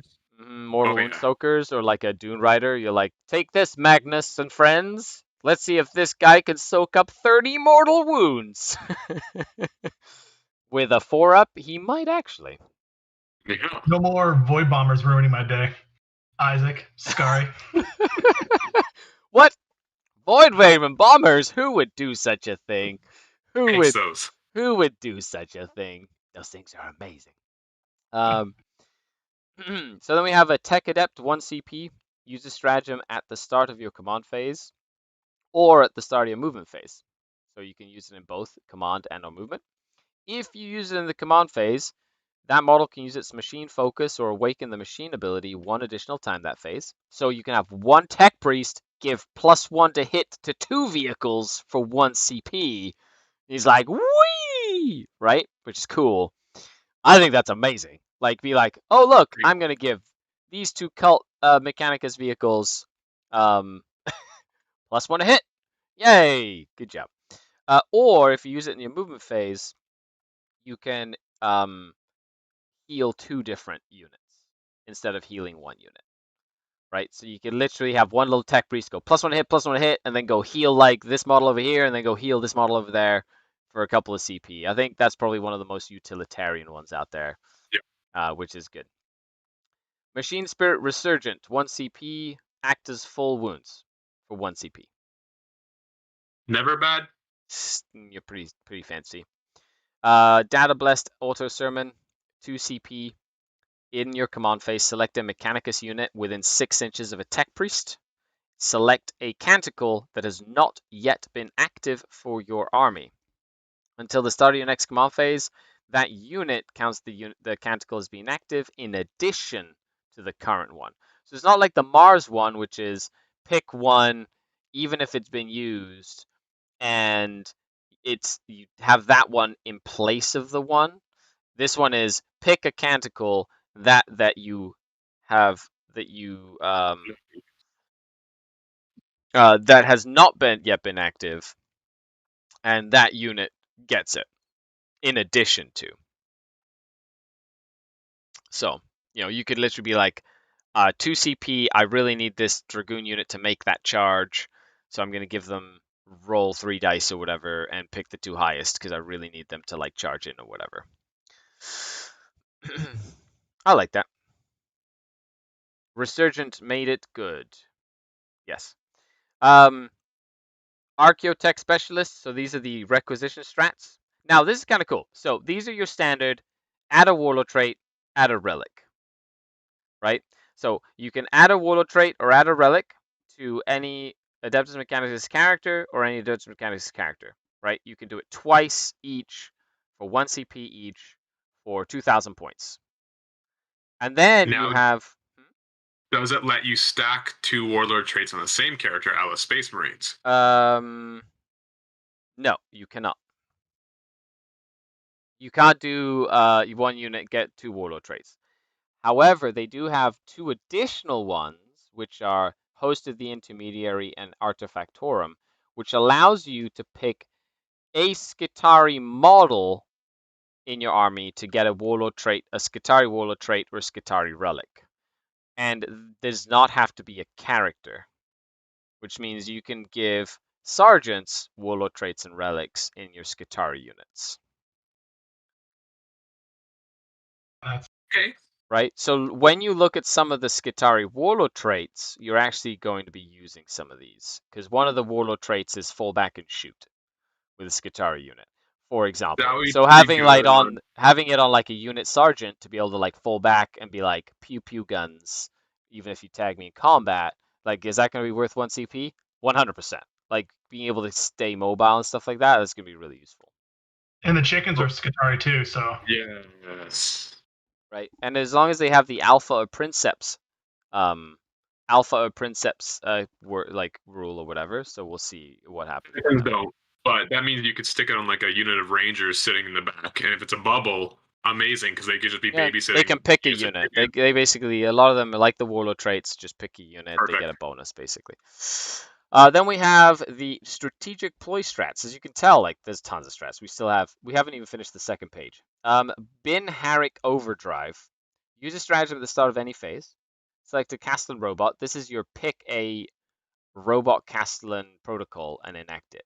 So if you want to get into combat or shooty Castellan robot protocols, you just spend a CP and they instantly go into that. It's no longer like pick it and they start it in the next command phase. It's at the start of the phase. You just pick a robot, Castellan robot, and then just pick one of the things and they stay in that one for the rest of the game. That's it. It still remains that they're locked in that one. Yep. Yeah, it cannot be changed. You can only use a stratagem once. And essentially it's... However, I do like the fact that the close combat one now doesn't stop them from shooting. It just gives them better weapon skill. So they can have like a flamer and a bunch of fists or whatever. They can still shoot. They just are better in combat. So I think a lot of people, that's going to be the go-to, is going to be a flamer with like fists. And then just like run up and don't have to worry about ballistic skill. And then just hit on twos in close combat with super fists. I could see that being a thing. So we have an acquisition at any cost. This stratagem at the start of the morale phase, select an objective marker. Any Adeptus Mechanicus unit within 6 inches of the objective marker auto passes morale for 1 CP. Oh, that's a nerf. that hurts. What was that it before? It used to be +1 to your save. That was how you were getting 2+ invulnerable save electro priest. Well, that's gone. Oh. Yeah, priest can only ever get to like a 4+. Yep. Machine Spirit's Revenge. Auto explode for 1 CP. That's been there. That's pretty standard. Circuitous Assassins. Use this on a Sicaran unit that is wholly within 9 inches of any battlefield edge for 1 CP. Remove them and bring them back in the next movement phase. So outflank. That got nerfed. That would used to be you could bring him back the same phase. Yep. So it's next one. Steeply Sunk Talons. That's on a 2+. Your sterilizers can hold a non-vehicle unit in close combat for 1 CP. That's amazing. I use that all the time, and it's amazing. And I believe you can still put 12 sterilizers in a transport, which is really silly. but it's totally something you can do. So they can like disembark and then move and then tie stuff up in combat. Get wrecked. So good. So Um, good. yeah. Tactica Obliqua. So use this stratagem in your opponent's charge phase for 2 CP. This is your fullback with Raiders strat. However, Okay. they definitely did nerf it. It's you can only pick a Cerberus Raider unit that's not in engagement range. So you can't just like pick units that are already engagement range because it's a normal move now. So it's not like fullback. However, the unit that charged can now select new targets for the charge. Oh. Yeah, so no longer it's not like a non-interactive like ha. Now it's if you move them, you save your raiders, but it doesn't like completely new to the opponent's like ability to charge you anymore. I mean, that's fine. Getting rid of feel bads in the game is good. Still Well, the makes me amount of sad. shenanigans you could pull off with that, like, I'm going Yeah. to now wrap my model so that you can't get in engagement range of this model, therefore your charge fails. Like, I think you could still do that specifically, right? Like, if somebody combo charges something, and then you could be like, but I guess, oh no, they can select a You new can target. charge it different. Sadly. Okay, so you can't do as many shenanigans. Okay, so crushing weight. So, this is when you charge, if this is for Castellan robots or Iron Striders, you roll a d6 for each one of your models that's within engagement range of an enemy model, and on a 2+ you do a mortal wound to that model or to that unit. So like if your Iron Striders run in and you have like 5 of them in a unit and they're all in engagement range, roll 5 dice on 2+s, they just do mortals. That'd be 5 mortal wounds just from charging. Honestly, it's better than what you think it is because there've been so many times where I push forward with Ballistari and just charge something to hold it in combat. Or or you can kill like a character, for example. So you have Yeah. like 5 Ballistari and there's like big killy character like a Shadowfield Archon or something. And you're like, I'm just gonna run you over. Yep. Yeah, haha. Silly succubus with like crazy attacks that they're like killing. I'm just gonna run you over, succubus. I'm just gonna roll these 2+. You're dead. You just get out of here. And good thing my Electro Priest did D3 mortal wounds to you earlier, so now you only have 2 wounds left. So I only need 2 Ballistari to charge you and kill you. That's pretty good. I like Right? that. Yeah, it's like anything that does wounds like that is actually quite powerful over the course of the game. Electroshocked for 1 CP. Use the stratagem at the start of the fight phase. Select an enemy unit that's not a vehicle or monster within engagement range of a cult, mech, core, or character. Until the end of the phase, that enemy unit can't fight until all other eligible units from your army have done so. AKA, you have a fight last stratagem, which is Pretty good. amazing. That is really, really good. And it's any cult mech core unit.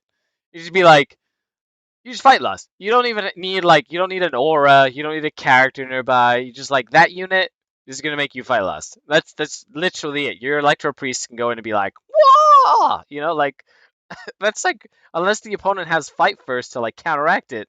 It's like that's really really good. That's an amazing strategy. Can that still be interrupted by the 2 CP interrupt No. stratagem? No. Oh my god. No, because So the unit is not eligible. They're literally not eligible to fight. So the interrupt stratagem is you pick an eligible unit to fight. Like you can't interrupt fight lost abilities. It's like no. good. Like that's really good. Especially if it's in a protracted combat where you charged and didn't kill something and then survived, and you're like, you know what? I'm gonna make you fight lost, and then so I get to fight you again. Like that's just and the fact that you can do it in any character too. Your character could be like, you fight last, or like something. It's just so good. How many CP So is good. that? Just 1 CP. It's 1 CP for this. I have to like use my Warlord trait. My Archon's like, I'm scary. Everybody near me fights last. And you're like, I'm just gonna pick any unit in the board and literally you fight last. If it's a core unit. So funny. It's good. I need this pick me up after my dogs got nerfed. I was just like, still thinking about it. That's like really good for like core stuff. Um, Okay, so booster thrust. By the way, this one is also game winning. Okay, I hope you're listening. Okay, booster thrust, 1 CP. Use a stratagem at the end of your turn. End of your turn. So if it's your turn, you get to pick which order the end of your turn happens. Are we all in agreement? Yes. Okay. Pick a Petaraxi unit from your army, remove it from the battlefield, and then you can bring it back in next turn via Deep Strike. Right? Okay. So I'm thinking anything that is an action that ends at the end of your turn, you can make your Petaraxi go in, do the action, and boop, disappear. So I'm thinking, like, run up, put a scrambler down, put a banner down, right? And it happens at the end of your turn. You can make that happen, and then you can make them disappear. Oh, that's... It's game winning. That stuff is like, that's just shenaniganery right there. Being like, haha, and it's like, boop, they just disappear. And they can be in combat when they do this so too. good. Yeah, right? Yeah, It's well, amazing. They can be in So, combat at the end of your turn. Like if you say charge something, didn't kill it, you're like, I don't want them to be here. You'd be like, disappear. Take your flamers back into Deep Strike or whatever. Like, that's so good. right? But I think my funnest one is going to be like, okay, I'm taking scramblers or something, and you go, okay, mid-board scramblers, they move up, put scramblers in the mid-board, disappear so they don't die. And then next turn come down, you do it in the Next deployment. time, do it in your zone or whatever. Like, right? Amazing. Yeah, it's like it's really shenaniganery. Anyway, that I really like that strat. I read it. I was like, the fact that it's end of the turn and there's so much stuff that happens that like ends at the turn, and you can pick what happens in what order at the end of the turn is like amazing with that strat. It's so good. And it's 1 CP. Get wrecked. It's so good. Okay, so seismic bomb. So this is your bomber strat. Pick a unit you flew over. If that unit is unless that unit is Titanic or can fly, you halve its move and halve advance and charge rolls. Still amazing. Yep. Still amazing. Still 1 CP. Still really good. Chain taser protocols, 1 CP. Anything that's taser when you fight in the close combat phase will explode on 5s instead of 6s. For 1 CP. You have exploding 5s in combat, which doubles the math to explode. It does. Like and that's your chicken walkers with the taser lances and any sort of Sicarans, the Sicarans or whatever with the Tesla, Yeah, like the infiltrators. Goads or whatever, the infiltrators. Unless they got AP on those weapons, it's okay. But all right, I'll take exploding 5s. When we used to be able to get exploding 4s on the chicken walkers, but exploding 5 still isn't bad. Welton Spiel actually makes a huge point with the whole booster thrust, going back to booster thrust, which is going back in your deployment zone. Think of scoring domination. Think of scoring engage in all fronts. Think of scoring like any of the secondaries is like hold the middle objective at the end of your turn. You can literally score all that and then go into deep strike again. I'm so glad I have. It's so silly. That's just so silly. Oh god. You could literally have like you could cycle them. Have like a unit, 2 units of 5 in a Dune Rider. They like run around like 2 little piddly units to like score points. They get out of the Dune Rider, go up, get your domination, whoop, and then the other one's in the Dune Rider waiting to do it next turn, and then you can like cycle them through.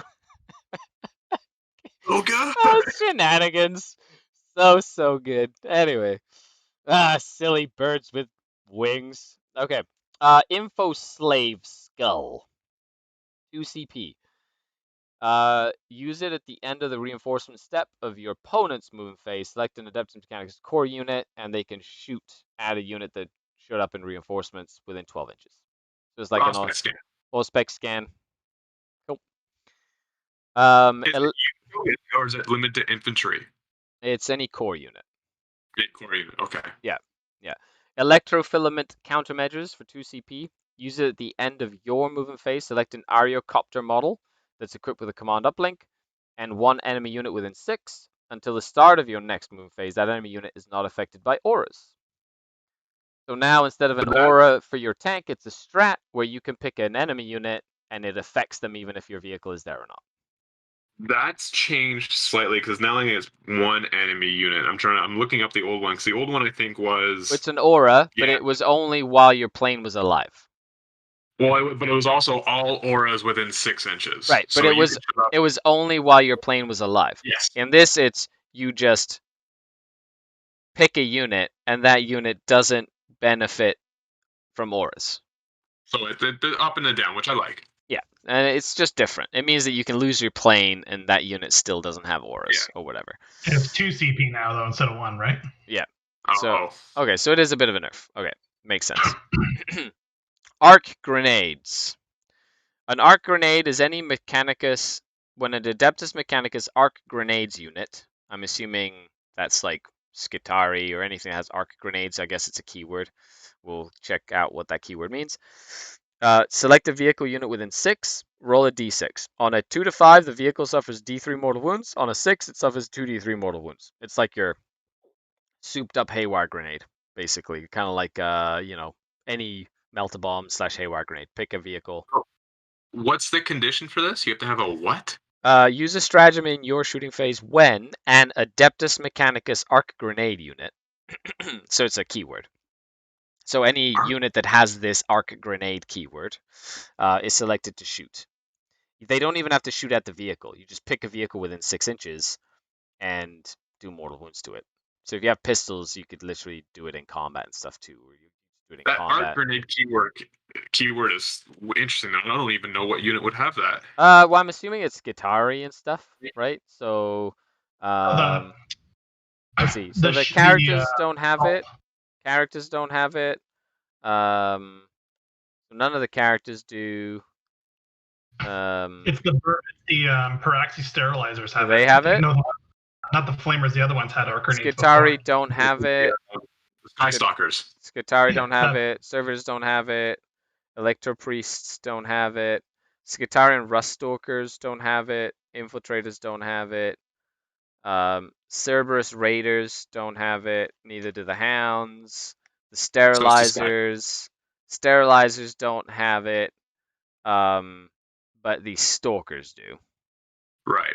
This is a Stalker strat. Stalker strat only. Okay, so if you take Stalkers instead of Sterilizers. But, considering they're all shenaniganery.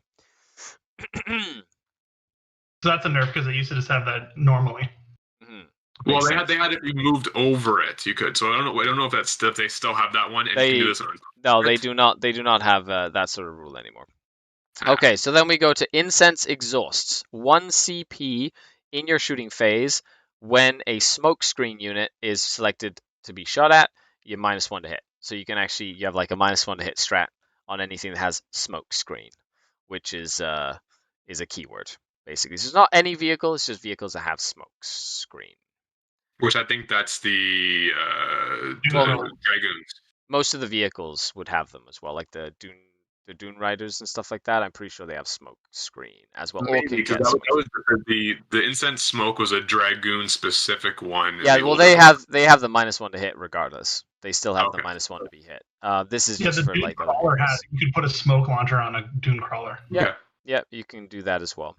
You can still do that actually, Dave. So that's good there. Enriched rounds. So 1 CP when shooting an Adeptus Mechanicus unit until the end of the phase when you shoot with radium weapons. An unmodified hit of a 4+ automatically wounds the target. That's not bad. That's 20-man unit. 20-man unit Rangers is going to or Vanguard's going to be thrown out. For 1 CP, 1 CP, you just roll a hit and auto your unmodified 4s just auto wound. Unmodified hit rolls of 4 automatically wound, so you don't even have to roll the wound. Right. You just like hit on 4s. Let's map this one. Pew gunned. There was a Forge World that allowed you to get -1 at half range, or along those lines. The radiant weapons, because right now the radiant weapons are strength 3, AP 0.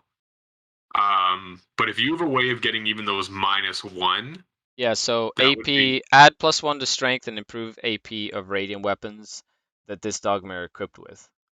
So +1 strength, +1 AP. The strength doesn't matter, but the AP is important, I guess. right. Yeah. So now you're throwing out. You throw 30 shots. That's the rad for saturated forge worlds, right? Yeah. You throw 60 shots in with Vanguard. You're gonna get 30 auto wounds or auto hits. Sorry, it was auto wounds on a 4+, auto hit. Auto, so it hits. If you roll a hit roll of a 4, it auto wounds. Auto wound. So that's 30 on math. And it's 30 unmodified, auto wounds. which means even if you're like -3 to hit or whatever, and you just roll a 4 to hit, it's just auto wounds. You just like, That's awesome. right? Say for example, you take Agrippina. Agrippina have +1 AP on ranged attacks within half range, for example. You go. That's what I was That's thinking another of. way of doing it if you want to do like a special one. So you could literally have like a bunch of Agrippina, like Vanguards just pop out and be like, "Brap!" you know, or whatever. Like that's not bad. It's not terrible. But I really like that. Like just volume. But that's like this is and as long as you're not shooting a vehicle, you know, they said non-vehicle units. So you know, but like anything that's like high toughness or transhuman physiology or whatever, you just roll the hit and you're just like wounding them. Just like here, take a bucket of saves. Just like you just hand them like a bucket. They have to like pull dice out of the bucket to roll. You're like, there you go. Yes. Yes. And it's 1 CP. I don't care that your eradicators are saving on a 4, but make 30 saves now. Yeah, exactly. For 1 CP, it's actually really, really good. Mm-hmm. Okay, so you then get we a tech for it, though. yeah, you tech for reroll it. And then you try and get like reroll hit rolls or something if you can with something or whatever. Like, you know, there's ways that you could like improve it. Okay, so galvanic volley fires, 2 CP. You use it in your shooting phase when a Skitarii Rangers unit is selected to shoot. Until the end of the phase, change the galvanic rifle from heavy 2 to rapid fire 2. Pretty good. Right, so it's normally heavy 2 30 inches. It becomes rapid fire 2 30 inches. You get 4 shots per ranger at 15 inches for 2 CP. Yep, combined with some of the cool like forge worlds and stuff, that's another way that you can kind of do some damage as well. It is a little bit more expensive though. Then last but not least, we have what's called overloaded systems. Now this is an interesting one. When you target an enemy vehicle, if a vehicle took wounds as a result of an attack of any arc weapons.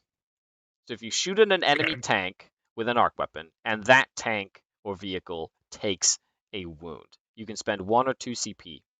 On a 2+, that vehicle is considered to have half wounds remaining for it. So you can actually, it's like reverse, like, you know, make it like be worse, basically. If it's a Titanic vehicle, it costs 2 CP. So you could actually make a knight instantly be bracketed by doing a wound to it, which is kind of funny. If it's any other vehicle, it's 1 CP. So you could be like, okay, your vehicle is going to be like, just going to be bracketed, even though I did 1 wound. Which can be kind of handy if you're like trying to like, you kill the tank and you didn't have enough shooting to like kill the next one because your rolls didn't go as well. But if you have like an arc weapon, you can at least make it harder to hit you, you know, that sort of thing. So it's situational, but it's an interesting mechanic. You may be able to slow some stuff down. That's or where slow it down. really, yeah. Look at the Manipulus, says Bran, for his aura buff, additional AP, and 6-inch range buff. Yeah, okay, definitely. So when we're looking at the rad stuff, okay, we'll take a look at the Manipulus as we go. So that is the extent. Because the arc rifles, don't they wound vehicles on a 4-up? So you're on a 4-up, you're auto wounding them, and then you're having them, you're bracketing them with it too. Yeah, you just have to hit 1 time, right? Just hit them with an arc rifle. Arc rifle in your 5-man squad is suddenly going to jam a vehicle pretty good. Yeah, be like, oh, is that your super fast? Yeah, okay, so bracketed you instantly for a CP, and I just did 1 damage, you know? And they're like, I count as full wounds. Whatever. You count as half wounds, you know, full wounds, half, or whatever it is. Or I didn't take damage. So those are the strats. Big winners for me are the booster's thrust for the Taraxi. I think being able to go back into reserve is amazing. The fight last is one of my favorites. I think that just being able to pick a unit to fight last is incredibly powerful. And I like the ability to kind of the +1 attack, +1 strength. There's some cool utilitarian stuff in here. I think that there's some good strats. There's no fight twice for priests anymore. No fight twice. That is gone. That is gone.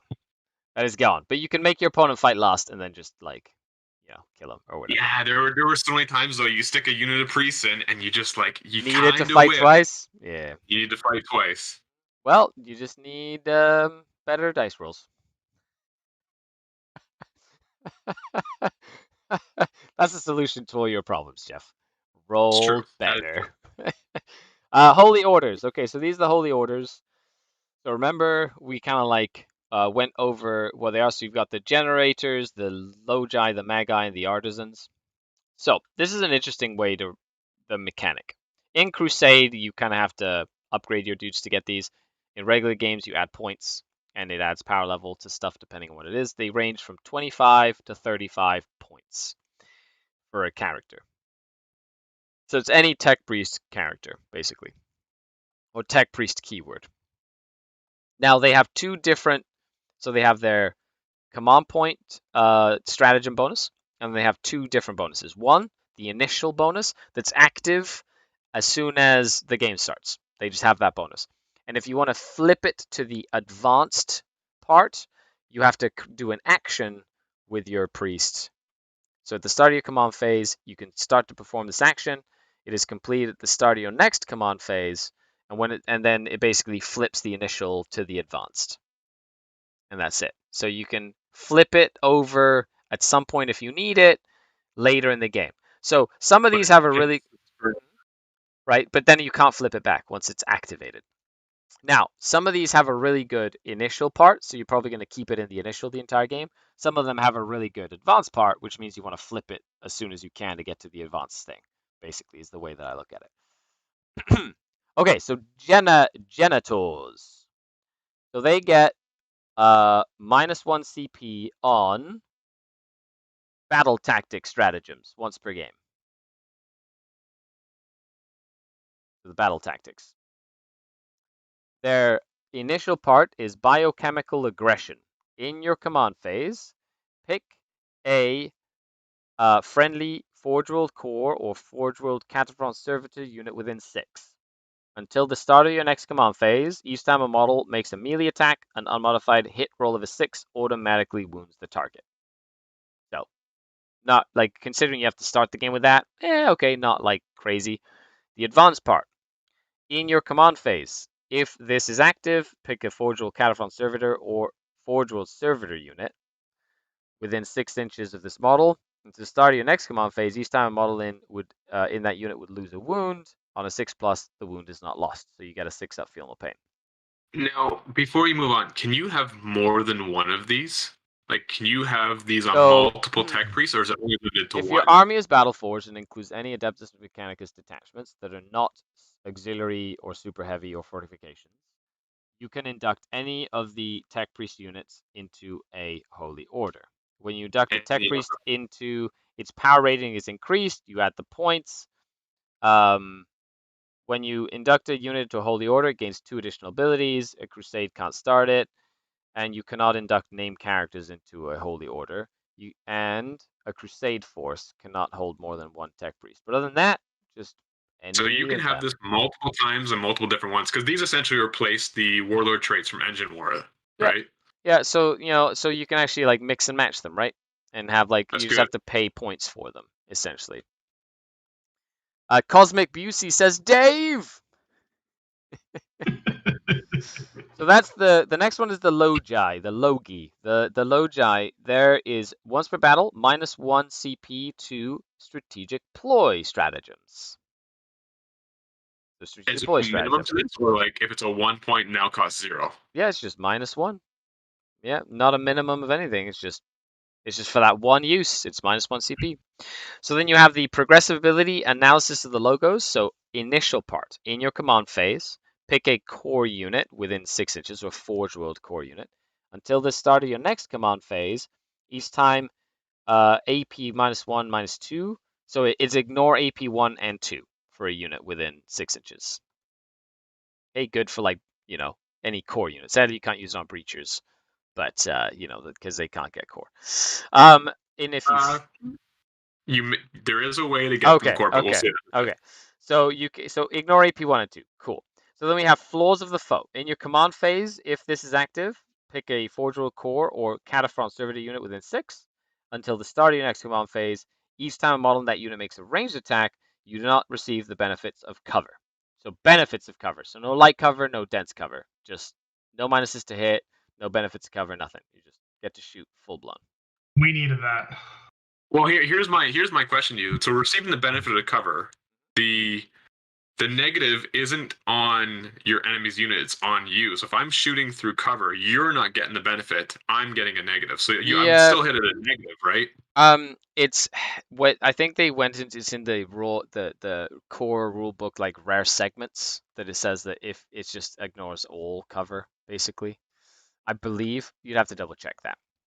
I could pick up my book, but I'm not going to right now. Xanthiades says roll better and take more chainswords. Yeah, that's how that works. Can have multiple holy orders, says Shonen. Finally. The pen says, Yes. I fear this codex already. Make sure you click that like button and share this video with your friends, because you should fear it too, and they should fear it too. Then we have the May guy. So the May guy is once battle -1 CP for any epic deed stratagem. Right, so that's the epic deed style. Remember, if you can date this multiple times, you know what I mean? It's like, cool. Then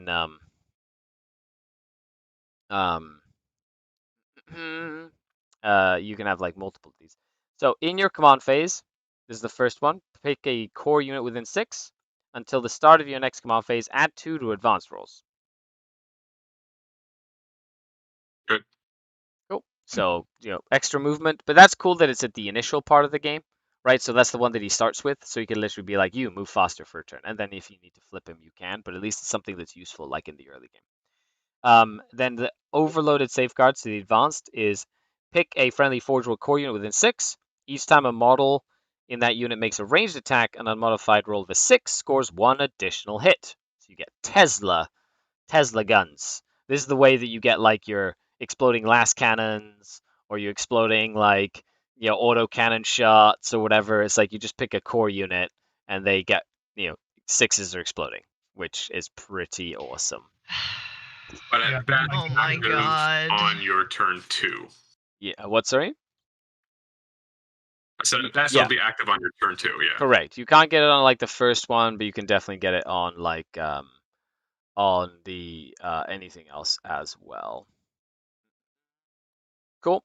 So then we have the artisans. So artisans give you a CP cost on any war gear stratagem that you want to use.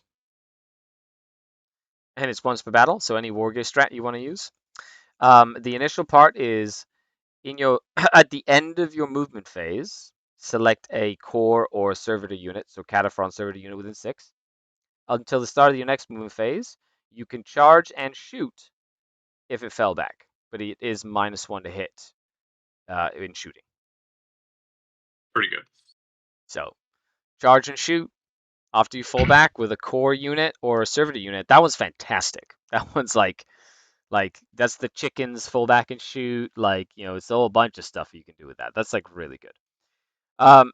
And if you activate it, you can pick a friendly unit in the command phase, friendly core unit, Forge World unit within 6 inches. Until the start of your next command phase, you can add +1 to strength of your weapons.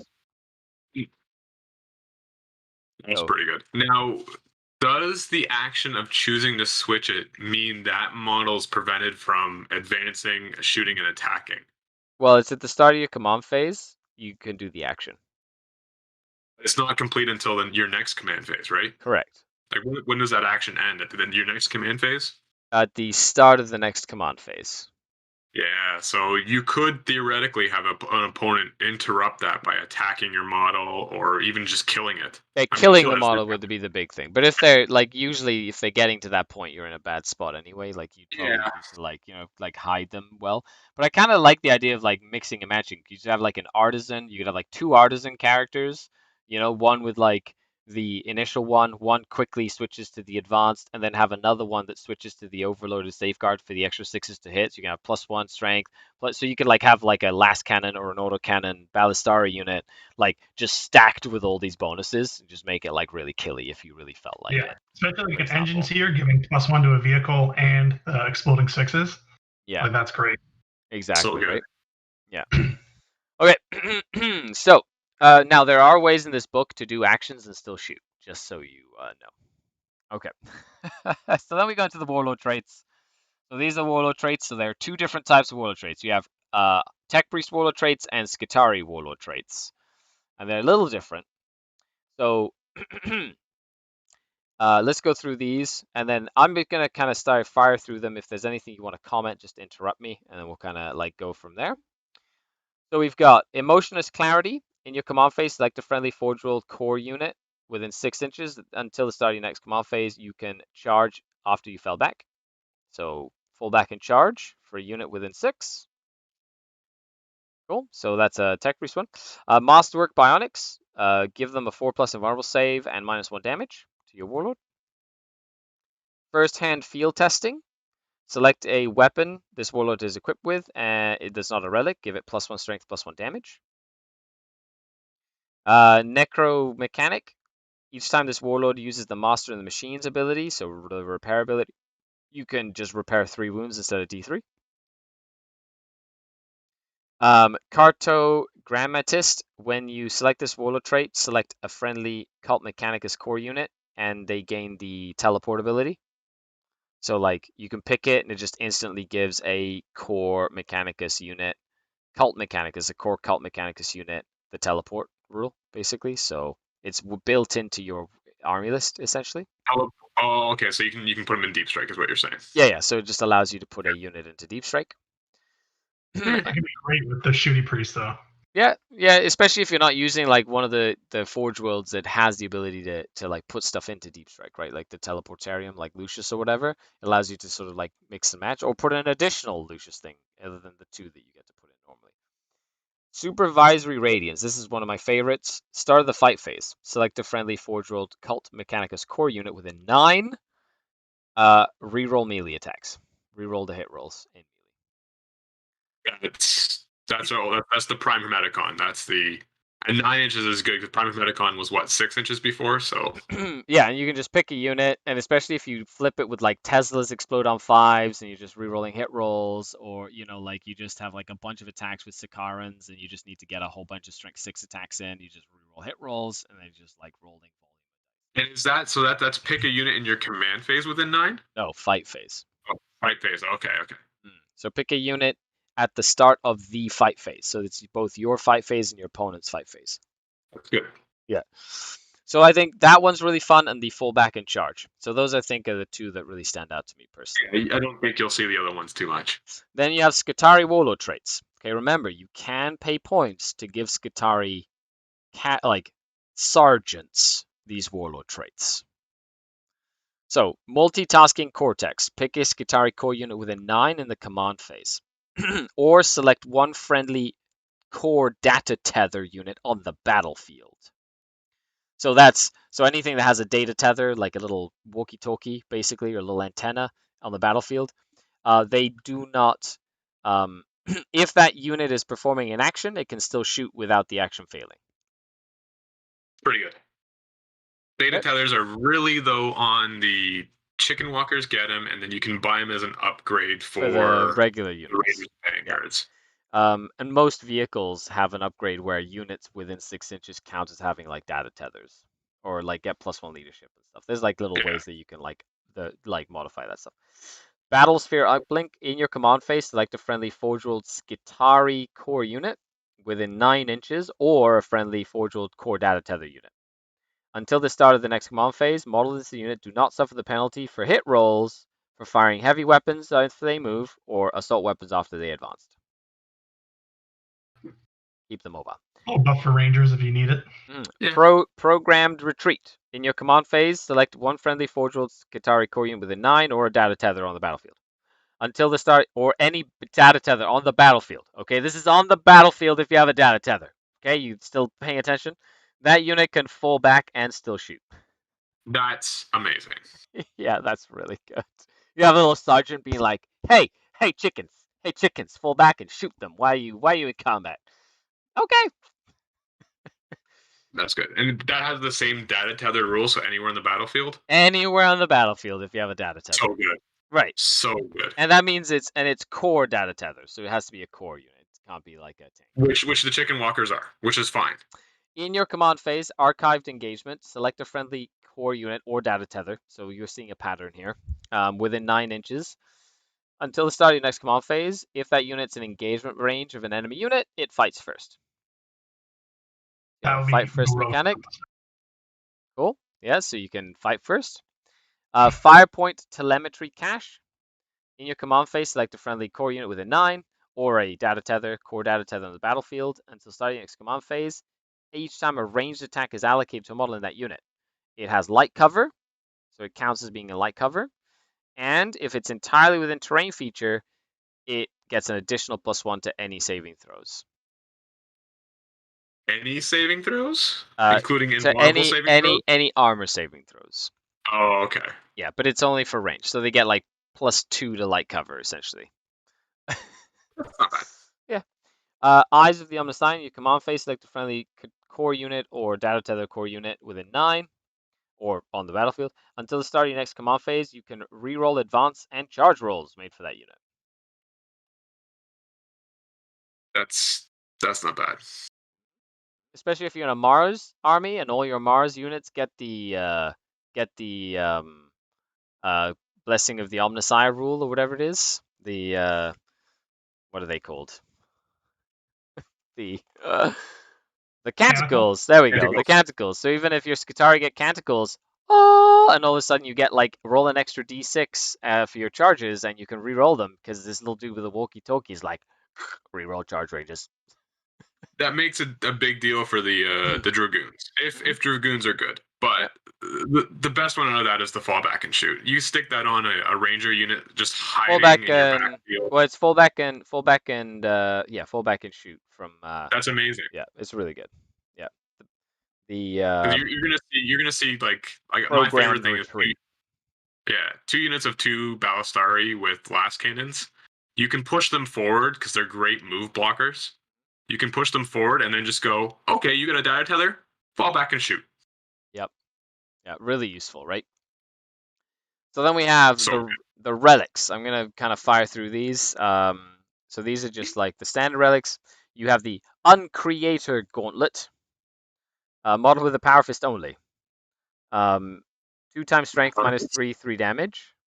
And every time he fights, they make 1 additional attack with this weapon. And every time it hits a vehicle, it inflicts a mortal wound in addition to any other damage. So you just touch vehicles, it does mortals, it's 3 damage, and it gets +1 attack. And he says with a power fist? Any model with a power fist only. Who's got a power fist? I'm pretty sure the guy that changes the the datasmith. The datasmith has a power fist. I'm pretty sure. So this is a datasmith weapon. He just like goes around nuking vehicles. Like boop. Dreadnoughts beware. Watch out! I'm gonna hit you with my fist and axe. Yeah, exactly, right? Okay, Raiment of the Mantir. Each time the bearer would lose a wound on it, so it's 5 up, feel no pain for the bearer. And in your command phase, select a forgeable core unit within 3. Each time model in that unit makes a ranged attack, you can ignore any hit and ballistic skill modifiers. So, cool. The Skull of Elder Nicola. At the start of your shooting phase.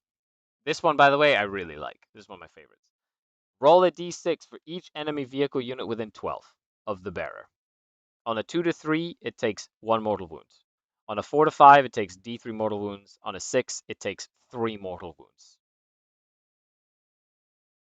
How many raiders does that opponent have within 12 inches? And you roll for all of them. And can you put these on the sergeants? The Skull of Elder Nicola. Let's see if we can put it on the Skitari Sergeant. Okay, so you can give them the following relics. The Cage, the Thermocopia, the Omniscient Mask, and the Skull of Elder Nicola. So yes, you can give it to a sergeant. You can literally have like Suicide Sergeant, Skitari Sergeant running in and be like, Bazow! Bazow! Or even like the Lightning Sky bolts! just fly them in there and bomb everybody, every vehicle. Yeah, which would be hilarious, right? So that's really fun.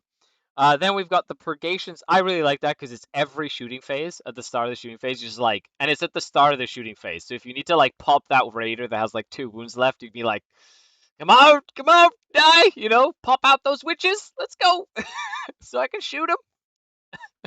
Bring out Elon's skull and just be like, Tesla, Nikola. And like you can just see he's got the 2 little skulls. It's like little lightning arcs between each other. It's like zzz, zzz, like a Tesla coil. Like all the vehicles around him blow up. awesome. Okay, Purgation's Purity. Model equipped with Radium Serpenta only. So like the pistols. It's a 24-inch Assault 3 pistol, Strength 4 -2, 2 damage, and an unmodified hit roll of a 4 automatically wounds. So it's hit on 4's auto wound, Strength 4 -2, 2 damage. 3 shots. We'll kill a couple of intercessors. Maybe. You know, might do some damage to a vehicle, basically, because it's auto wounds on force to hit. So you just like pew pew guns, and it does, you know, up to 6 damage to a vehicle. It's like a mini last cannon in like, you know, a certain way. Maybe. Could kill a Venom with 1 pistol, be like pew, you know, just like murder a Venom if it fails all its impulse saves. Just like dead. Exemplar's Eternity. Skitari Marshal only. The bearer's Servo Skull uplink abilities are replaced with the following. While a friendly forge will Skitari core units within 6 inches, each time a model in that unit makes an attack roll, you can reroll hits and reroll wounds. Which means that you can give him essentially, because Skitari Marshals have a reroll wound roll mechanic, so reroll wound rolls of 1, so they're a lieutenant. However, this relic makes them a captain and lieutenant. Reroll 1s to hit, reroll 1s to wound. That's not bad. It's not bad. That's really good for your chickens. Yeah, like, you have them babysitting them. It's pretty good. So imagine you're like doing all this stuff, and you've got like all these characters. You're like, okay, exploding 6s to hit, like, you know, I've got like extra strength, and then reroll 1s to hit, reroll 1s to wound. Like you could make some pretty nasty stuff happening from there. So is that one unit, or is that an aura? It's an aura, 6 inches, reroll 1s to hit, reroll 1s to wound. That's pretty good. I think you're going to be seeing that a lot because that's actually quite good. Okay, Phos Phoenix. Replace the Phosphor Serpenta only. It's an 18-inch Assault 3 gun, Strength 5, -3, 2 damage. Each time this attack is made with this weapon, this is a very complicated set of rules to say you don't get the benefit of dense cover, so you can't be -1 to hit from cover. And if I hit you with this gun, then anything that's core within 6 inches of the thing that shot that unit also ignores dense cover against it. It's a very fancy way of saying ignore 1s to hit against a sitting unit that you shot if you're around stuff. So whoop-de-doo. Like, I don't think... Pater Cogtooth. Model equipped with an Omniscient Axe only. Cool! An axe one again. It has no special weapon, no special rules whatsoever. It's just +3 strength, -2 AP, 3 damage. That's it. Anzion's Pseudogenitor. This is a melee weapon. It is equipped with, in addition to any other weapons it has, it's +2 strength, -1 AP, 1 damage. Each time it fights, it makes 3d3 additional attacks. So I guess these are like the little pseudopod-like tentacly things or whatever. Sure. The Omniscient Mask. The bearer gains this following aura ability. While friendly Skitari core units are within 6 inches, each time a model would make a melee attack, an unmodified hit roll of a 6 scores 1 additional hit. So you get Tesla close combat attacks. This one used to be Skitari units got to reroll hits. So slightly downgraded. Yeah, but you have the reroll hit rolls like other thing, right? So there's like ways to do that anyway. Sonic. You can stick like alpha of infiltrators or rest stalkers, right? So that's just making them even more. Yeah. More not bad. killy. Then we have the Sonic Reaper. So the Sonic Reaper is a model with a transonic cannon only. It becomes 12-inch assault D6. It automatically hits the target because it's a flamer. Strength 5, AP 2, 2 damage. An unmodified wound roll of a 5 to 6 does 2 mortal wounds instead of the regular damage. So it's basically strength 5, AP 2, 2 damage, but if you roll 5s or 6s to wound, the damage just turns into mortals. And that's it. And it's a flamer. So match. yeah, it goes on the Manipulus. Tempercopia. At the start of the fight phase, select one enemy unit within 3. That unit fights last. So you also have a fight last relic. 3-inch or a fight last relic. So you're telling me make a close combat AdMech army is what you're saying. Hold on a second. Tempercopia. You can give that to a Skitarii Sergeant. That's amazing. Yeah. That's really good. 3 inches, which means they don't need to be in combat to use it. They just need to be close. Yep. That's actually really neat for like, do they have alphas or do the Skitarii dudes have alpha and stuff? Like the Rustalkers? Yep. Yes. Yep. Precepts. They have Princeps. Okay, so I'm pretty sure that they can be given. Yeah, that's terrifying. Well, that also works on your Taraxi, either the Sky Stalkers or the Sterilizers. But like having those transonic, like, oh, you're gonna see like their stats. Oh my goodness, those little dudes just having like a fight last aura in the unit themselves. Like just being like, that's really dangerous. Okay. Then we have the last one, the Cage of Varadimas. Right? Are you thinking? Do you have like some Indiana Jones things? Like yeah. Kalima. You literally have to say Varadima every time you use this relic. Every time the bearer hits an enemy unit that's not a vehicle with a melee attack, until the end of the phase, that unit is electroshocked, and they have -1 to hit. Yeah. Cool. There's better ones. Luke says, why did Drukhari have all the pistols and AdMech have all the axes? Feels backwards. They do have some shooting guns, you know? That's really neat. Okay, on to the fun stuff. The chapter-proof rules, aka mission-picked secondaries. This is what I've been looking forward to, because Come on, reset, right now, computer. You had 2 good secondaries, or you got 2 secondaries, and it was always so hard picking the third one. It usually was. Okay, so we have Purge the Enemy, Battlefield Supremacy, and No Mercy, No Respite. So those are the 3 categories you can pick from.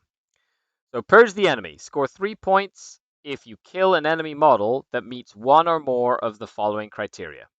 The model has a Warlord trait. The model has a relic. And the model is a vehicle that has 14 or more wounds. Situational. Very situational. Are you playing against knights that gave everybody Warlord traits and relics? Sure. Great. Are you playing against other AdMech that have the ability to give like relics and Warlord traits to like random sergeants lying around and you think you can kill them? Sure. Other than that, you get about as many points as you would from getting just like Assassinate, which is, you know, for killing anything that has a Warlord trait or a relic. You know, like there's not many vehicles with 14 wounds or more. 12 is usually 11. Knights, 12 is a good. Land Raiders. Sure. You know, if you popular. Yeah, exactly. Super popular. So then, No Mercy, No Respite. Score 3 points at the end of the battle round if there is at least 1 vehicle in your army on the battlefield. Okay. And if units from your army destroyed more infantry units in this turn than enemy units destroyed vehicle units. I like that one. Because you can really build an army around that. You can build an army around it. Take 1 like Scorpius Disintegrator or 2 that like hide, and then everything else is infantry, and then you just try and kill infantry units. And as long as you killed more infantry than they killed vehicles. So if you don't kill any infantry, then you don't get the point. But if you kill like one infantry unit, they don't kill any of your vehicles, you get 3 points, and you can do that like every battle round. It's a better, what is it, to grind them down or Yeah, bring them down, whichever one. it's like a grind them down that's like a little bit more controlled, if that makes sense. Yeah. You can kind of control it a little better. Then we have the battlefield supremacy. There are 2 of them. Uncharted sequencing. Before deployment, you have to select an objective for each battle round. Sorry, for each battle round, yeah. And at the end of the battle round, if you control that objective marker, you oh, and it's before deployment. Ooh. Yeah. That's crazy. That's like very, very risky and terrible. But it just means that at the end of the battle round, you have to hold the objective that you said you were going to hold at the end of that battle round to get points. Like honestly, unless like you're playing like a fun game, that's like literally putting everything on red and going, there go my life savings for the game. You know, like it might work, and it probably isn't going to work. Don't take that one. If you want to play too seriously. That's too. I want that one to be good. It's not. Too before deployment. That makes it bad. No. If it was after deployment, great. Yeah, because you have to like. Okay, don't get me wrong. If there's 6 objectives, you can pick 5 of them, so you can pick like one that isn't. But before deployment, so what is that like? That's before you roll for deployment. So like you just like, right? You know, or before actually, you know who attack or defender is, so you know like who has what side. I'm pretty sure. Okay, so you know your sides, but if you get to pick sides because you know attack or defender, right? Correct. Yeah, so you know who gets to pick the sides, which means then you could kind of modify it that way in a way. And if it's a 6 objective mission, it's just at the end of the battle round. So if you go first, it can be like, I need to hold this objective and it's secret, but then your opponent like contests it and it could like be terrible for you. So it's like if you go second, then that's fantastic because then you can like clear that objective and like run something fast onto it or something. If it was end of your turn, it wouldn't be bad. If it was it's like this close to being good. Useful. Yeah, I would agree. Yeah. And then we have the hidden Archeo Vault. Your opponent selects an objective marker before deployment, excluding objective markers in their own deployment zone. So after picking deployment zones. Then you score 2 points at the battle round if you hold that objective marker. You score 5 points in the battle at the end of the battle if you control that objective marker. So once again, end of battle round to hold an objective that your opponent scored, that your opponent picked, that's not in their deployment zone. So AKA the closest one to their deployment zone. Right? Like how aggressive are you gonna get up? Like how right? It's end of battle round again. It's end of battle round. So if you go second, decent. Great. If you go first, how in the hell are you gonna pull that off?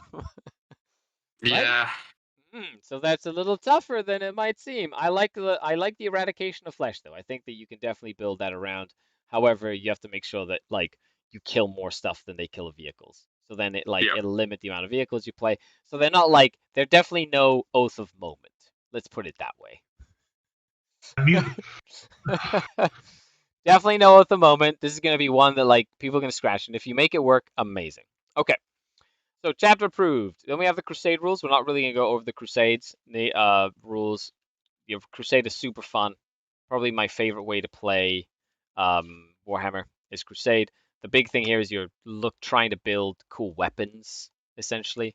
And that's like the key here is you're trying to build like fun weapons and stuff like that. And you're getting parts for all the weapons and then like combining them to make like your own techno arcana and things like that, which is kind of neat. And it's very fun and entertaining and fluffy. And then we go into the data sheets. Okay. You ready for this? So, you have the Forgeal keyword. You've got your weapon profiles. Then you've got the Canticles of the Omnissiah and the Doctrine Imperatives.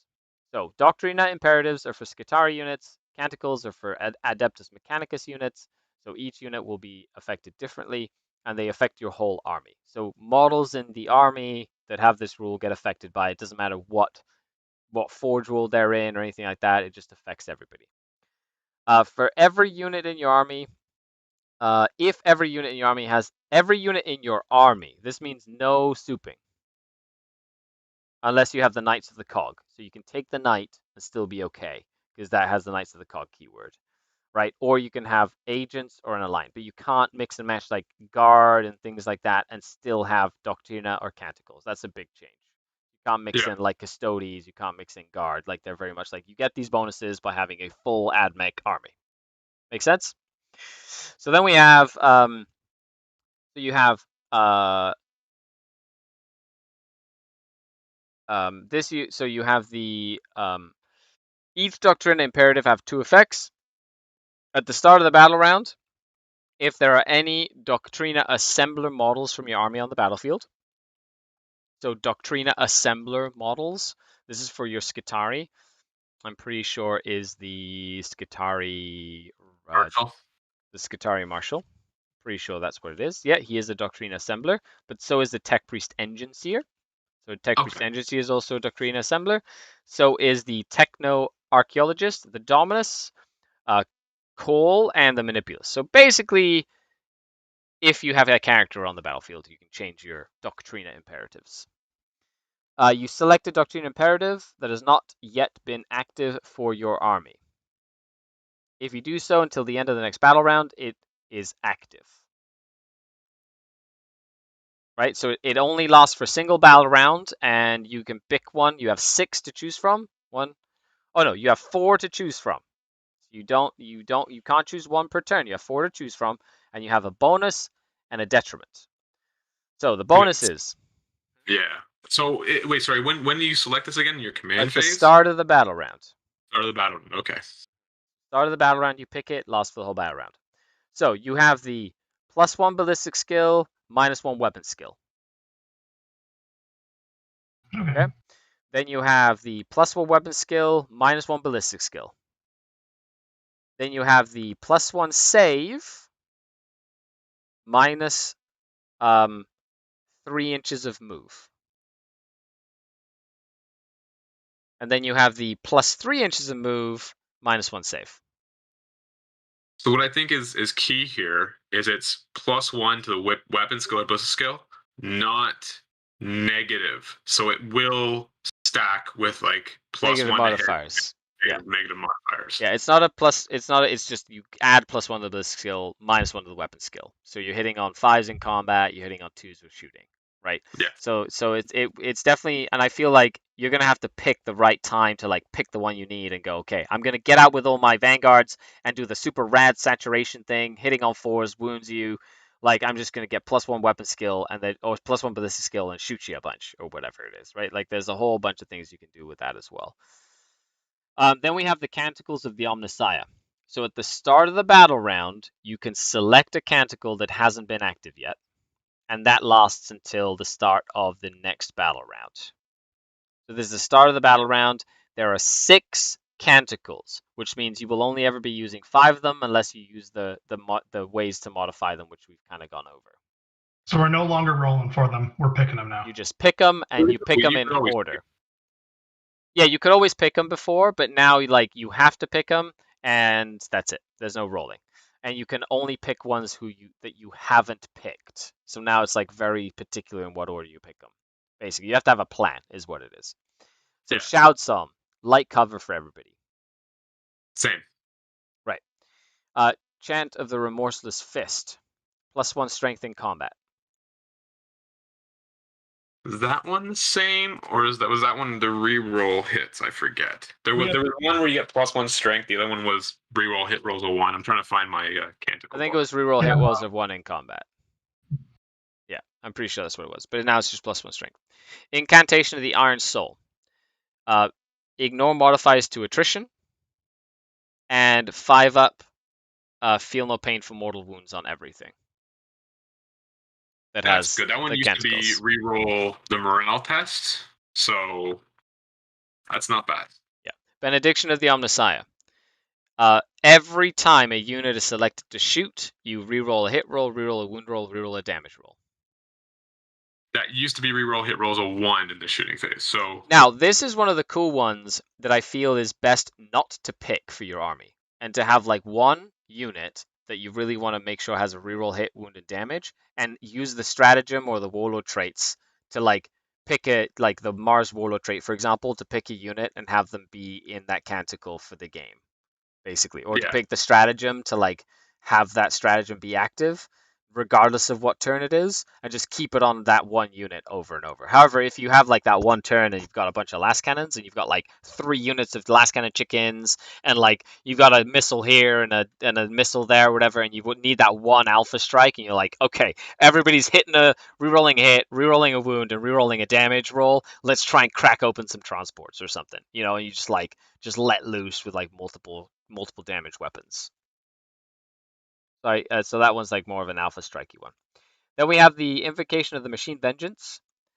Each time an advance roll or a charge roll is made, roll an additional d6 and discard the lowest. So we went over that one. That one's really good for deep striking and charging, or getting out, you know, going out and just kind of touching stuff with the Electro Priests, that sort of thing. And Litany of the Electro Monster. While this canticle is active, your enemy is -1 to hit you in close combat. That's so much better than what it used to be, which was what I rolled a 6, and everyone. That's the one that everyone 2 mortal wounds. replaced. Wee. You know? What I see though is there's no more Forge World specific canticles.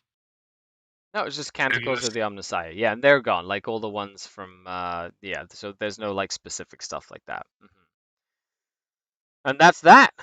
That is that.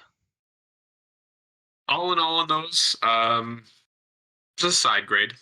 Yeah, Not better, it's not the worse. thing. It's not good. I think that the real winners are some of the strats and some of the combos, and I think a lot of the weapons get a lot better in this codex, like weapon options. So make sure that you take a look at like the weapon profiles when you're going through your codex, because I feel like a lot of the weapons got like slight upgrades or like extra attacks or extra AP, extra strengths, you know, that sort of thing. And I think those are really going to be pretty intense. I definitely enjoy the idea of being able to buff my alphas, like adding these little, because before, you know, they were pointless, right? They were literally just one extra leadership most of the time, and now I can make them into strong characters. Definitely a complete change to what we run. Like, Huge. Yeah, like everything that was good before is kind of different, but a lot of stuff that was awful is now strong. So it's going to be a complete rework of, I think, of most lists. It's going to be the big change for us. Yeah, and I think picking like the like combo mechanics that you want, like the combos for like your Forge World, combo with like strats that you want to use, comboed with like the abilities from characters. I think it's going to be a very combo centric style army. So in a way, it's very much like the Eldari of the Imperium, even more than it ever was. Like it's like you got movement shenanigans, you've got like fight loss shenanigans, you've got like little buffs that you can have here, you got volume of firepower, you know, there's and I think that's really cool. There's actually an ability once we get to this that for the transport plane that is amazing. Amazing. Okay, and we'll get to it in a second. That I really liked. I looked at it, I was like, I wish I had that rule. Something else, no more 0 CP strat for the Dune Riders. Oh, to get out of 0 CP strat to get out and not take damage, which I abused because you could use the emergency disembark, get a free 6-inch move for 1 CP and not take any damage. Yeah, well now hopefully all your dudes die. Cool. Yes. When they get out of a transport. If you, they will. You know, I rolled, here's like my 10 Trueborn. I'm like, 10 Trueborn getting out of a Raider. And I rolled like 5 or 6 ones the one time. And I was like, So I want you to feel my pain. I want you to feel it. Okay, let's go over the data sheets. You know, we've gone over warlord traits. We've gone over stratagems. We've gone over all the rules. We've gone over like all the shenanigans. Let's get down to the nitty gritty abilities and things like that. And kind of like now you're the experts here in the AdMech. So anything that you notice is different, or you know, because there's a lot of different stuff, just kind of point it out. And like that, we can kind of go through this. So Belisarius. The Imperium right now. Yeah. Belisarius Cole. So Belisarius Cole is 180 points, so he's still pretty snazzy in terms of point costs. He is an HQ. However, he does have the Supreme Commander keyword, so you can take him in a Supreme Command detachment if you so wish, in his own little detachment. Now, he has the Canticles. He's a 5-up invul save. If he's a Warlord, though, he gets a 4-up invul and -1 damage. He has an aura of any Adeptus Mechanicus core, so his auras are not Forge World locked. Any Adeptus Mechanicus core gets reroll once to hit for shooting. Oh no, it's also in combat too. Huh. Reroll once to hit and it just attacks. So reroll once to hit in shooting and in combat. Nice. He's the Lord of Mars, so in your command phase, select a core unit, Mars core, within 6. That one gets reroll all hit rolls, and that is also in close combat too. So you get shooting and close combat rerolls with Cole instead of just shooting. And that's in your command phase, so they could theoretically move away. Yeah, it's in the command phase. They move away, and that unit kind of keeps that reroll buff and goes up and does stuff with it. Lead in prayer. So in the command phase, select a friendly cult Mechanicus core. So that's anybody within 6 inches. It can be one that has already been active for your army. And this is any cult Mechanicus core, not just Mars. So if you take him as like a supreme commander, he can literally affect any Forge World with this ability. Until start your next command phase, both this model and the unit benefit from the canticle instead of the one that's active for your army. So he can literally be like... Already? It can be one that you've already used. Amazing. Yeah, so you can be like, I need Shroud Psalm on this unit for the whole game, or something, like, and just pick Shroud Psalm. So you can pick a unit, or like a, you know, something that reroll a hit, wound, a damage roll for this unit every single time. You know what I mean? Yeah. Now you get one unit that can reroll the hit roll, damage roll, and wound roll for the whole game, and one that can do it for 2 turns. Yep. Then we have the Master of the Machines, which is at the end of your movement phase. This model can repair one friendly Mechanicus or Imperium vehicle, so any Imperium vehicle or any Mechanicus vehicle, and they regain D3 lost wounds. And he regains D3 lost wounds at the start of each command phase, of his command phase. So what is the thought process on Mr. Belisarius Cole? I like the fact that they're reroll hits just in shooting and combat.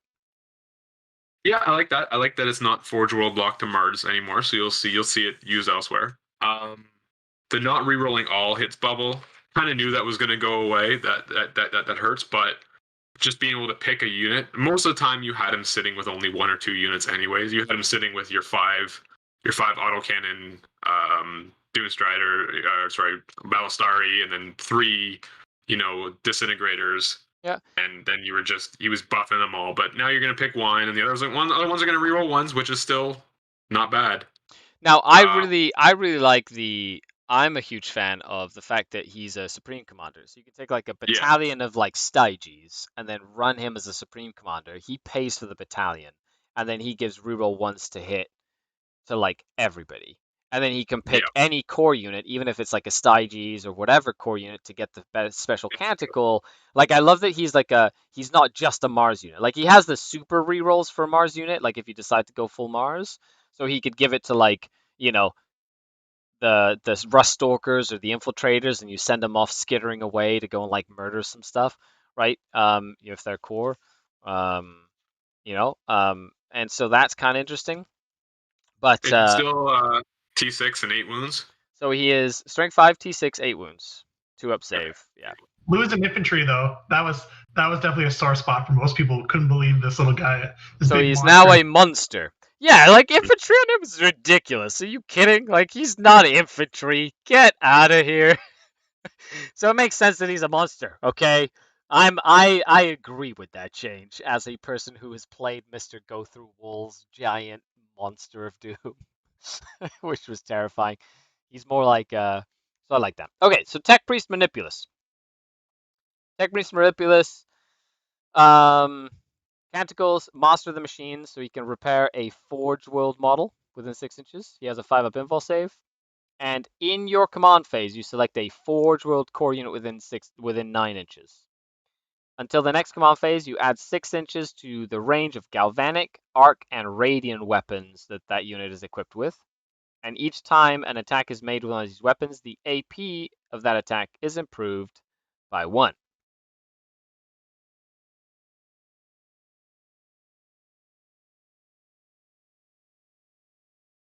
That's cool. I like that.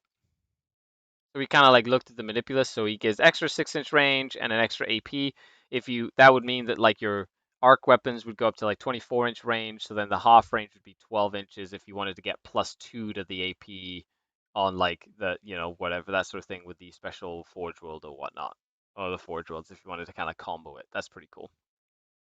That one, that's a little that one takes a little rough because he was the one who used to Give it to everybody. Oh yeah, it was everyone or the movement. And the movement is the key one. I was using him for a movement buff was so good because 8-inch charges off of deep strikes, but oh well, we got other things to give movement buffs. Yep, he's a little different than he was.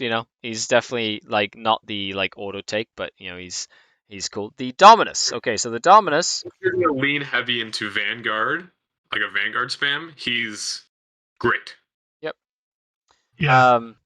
The Tech Priest Dominus. Having specific weapons hurts too. No more extra range on your mortars, things like that. Like that's definitely gonna hurt a little bit. And again, with the smaller board size as well, I guess it's less of an impact. But if you got used to having like crazy long range, like Scorpius disintegrators or whatever, then that definitely makes a difference. 42 on those was nice. 100%. So then we have the Tech Priest Dominus. He has the Canticles. He's Master of the Machine, so he can repair Forge World units within 3 inches. D3 wounds, and then he has a refractor field as well, and he has the Lord of the Machine Cult. So while friendly Forge World core units within 6 inches of this model attack, they reroll hit rolls of 1. So that's shooting and close combat, right? It's not just shooting; it's just reroll 1s to hit for core units within 6 inches. So I feel like his reroll aura is better than it was. He's just like more useful that way. He's also a Doctrine Assembler. He's a Tech Priest. He's so that's pretty cool. And he is infantry. Always was. Then we have the tech. Your Dominus that close to being close combat. That's usually a bad time for AdMech. If I was using a Dominus, he was usually sitting back for the rerolls of shooting. But I may use him now as you throw him up with, especially when we get 12 transport in the Dune Riders. You stick him in there with maybe some close combat priests or even Corpuscari priests. So now the Corpuscari are getting reroll 1s in their shooting and reroll 1s in combat. So that's probably where he'll see use. Yep. He's more of a utilitarian character, and so you can use him versatility-wise, which is, I think, really important. Like, it's not like mono, like you just want to fill a detachment with him and might as well take a manipulus anyway. So then we have the techno-archaeologist, in other words, what's called the Daedalosus, or what they used to be called Daedalosus. Dr. D. So the techno-archaeologist has a 5-up invulnerable save. Enemy units cannot be set up within 12 inches of him when they come in from reserve. So he's got a little 12-inch bubble of no deep strike, which I think is really awesome for screening. That's fantastic. He is a Brotherhood of the Cog. So if your army is battle forged, then for each Dominus or Tech Priest Manipulus in a detachment, one Tech Priest Engine Seer or Techno Archaeologist can be included without taking a slot in the detachment. So you could build a patrol and add him in as long as you have a Dominus. You could have like a battalion with like 5 different HQs, like one of these guys or 2 of these. You know what I mean? So you don't take up slots, which is cool for army list building purposes. Then we have Machine Focus. In your command phase, select a friendly Forge World core unit, Forge World Cataphront Servitor unit, or Forge World Servitor unit within 6 inches of this model. Until the start of your next command phase, 2 things happen. 1, if that unit has a Cataphront Servitor's keyword in it, it can perform actions as if it was infantry. Awesome. 2, while that unit is performing an action, it can make ranged attacks. Amazing. Even better. So you can put banners down and still shoot with your breachers. Or you can do a whole variety of different things. You can put that makes destroyers a lot better. You're going to take your grav destroyers or your Ryza plasma destroyers and being able to still fire at full effect with them while deploying or bannering or whatever is amazing. 100%. I think that's very, very important. Then we have Master of the Machines. He can also repair Forge World models. The nice thing is because he's a named character, you can take more than one of them. Yep, correct. He's just an HQ choice. Then we have the Skitarii Marshal. So the Skitarii Marshal is one that they've sort of previewed over the time. He basically has Doctrina Imperatives. He has a Control Edict. So in your command phase, you can select one friendly Forge World Skitarii unit within 9 inches, or Forge World Skitarii Data Tether. So anywhere on the battlefield. Until the start of your next command phase, that unit ignores the depreciation effect on the Doctrina Imperative. So he basically picks a unit, and that unit no longer suffers the bad stuff. So you can get +3 inches to your movement and no negative to your save. Or you can have, +1 weapon skill and no modifier to your ballistic skill. So that's pretty neat. And then he has the Servo Skull Uplink Aura, which is reroll wound rolls of 1 for Skitarii core units. However, we saw the Relic, which then can turn it into reroll hit rolls and wound rolls of 1. Which is better than just the hit rolls that the Dominus gives you, in my opinion. Yes. Then we have a Tech Priest Engine Seer. The guy that was just 45 points to take up space in your deployment zone. Now he's a little different. No, he was a Prime Hermeticon caddy. Okay. Yes, sure. Unless you wanted a bigger base for it. Yes. So then we have Tech Priest. He's Canticles. He has a 5-up invul save. He has Master of the Machine, so he can heal Forge World units. And then he has a cool rule called, he has Brotherhood of the Cog, so he can be taken in detachments without taking a slot if there's a Dominus or Manipulus in the army. Awaken the Machine in your command phase. Pick a Forge World vehicle model that's not a Castellan robot. They're very explicitly like not Castellan robots. Within 3 inches. Until the start of your next command phase, you add +1 to hit roll. Amazing. And it's +1 to hit, so that's combat and shooting. Amazing. That's just that is incredible. That's just these all these units have a bazillion stubber shots. They're all hitting on 2s now. What? Well, get now out of here. You're gonna stick a Marshal and an Engine Steer in a transport with 10 Corpuscari. They're gonna run up the board. They're gonna jump out. They're gonna be hitting on 2s, shooting, re-rolling 1s. It's in the command phase. So you have to make sure you're outside of your vehicle in order to do it. Close. Either way. But being able to and remember, there's the stratagem that they can do that twice, right? So you can literally be spend a CP, make 2 of your planes +1 to hit, and then just send them forward and go +1 hit, +1 hit, go. This is really silly. Because then remember, you're rerolling 1s to hit / maybe 1s to wound. All of a sudden you're okay, rerolling 1s to hit, rerolling 1s to wound, and anyway, it's just there's some really cool synergistic combos with shooting here, which I really like as well. Yeah. And that Tech Priest Engine Seer is actually really useful, and I feel he's everybody's Manipulus? Meh! Give me some more Engine Seers! Yeah! Which is great too, because the Engine Seer kind of comes in every box, so everyone's got at least 2 at home. Yeah, exactly. Will that +1 work on Knights? It's a Forge World vehicle, so no. So no, only Adeptus Mechanicus stuff. 2 Dissies. Yeah, two of the disintegrators and stuff. Okay, so then we have your Skitarii Rangers. So their gun is now just the Galvanic Rifle, which is a heavy 2, strength 4, -1 AP. So it's long range, 30 inches, heavy 2. You can change it to rapid fire 2 if you really wanted to. So gained a shot, gained an AP, went from rapid to heavy. Correct, and the AP is really useful. So that's pretty cool. I'm not going to go through all the war gear options. You can mix and match them and stuff, essentially. You can't really have 2 plasmas in 5 anymore. You need 10 to have 2 plasmas, basically. So yeah, because it used to be you could have 2 weapons for 5 and 3 weapons for 10. I've heard there's some changes. So it's 1 weapon for 9 or fewer, and then for 10 you can add another weapon. For 10 you can add another weapon. And then for 10, so if you had 10, you could have 2 of each weapon. Right, you could have 2 of, you could have 2 of one weapon and then 1 of each other weapon. Okay, so no more triple triple arquebus and a unit of 10. No. You could have 2 arquebuses if you wanted to. And then Okay. 1 arc rifle and then 1 caliver. Or 2 calivers and then 1 rifle and 1 arquebus. Or 2 arc That's fine. rifles and then 1 plasma, yeah. And then they do go up to 20. So it's for every 10 you can kind of like equate with a bunch of stuff. That's a big change too, because now these be only max 10, so you can have a 20-man blob of these guys now.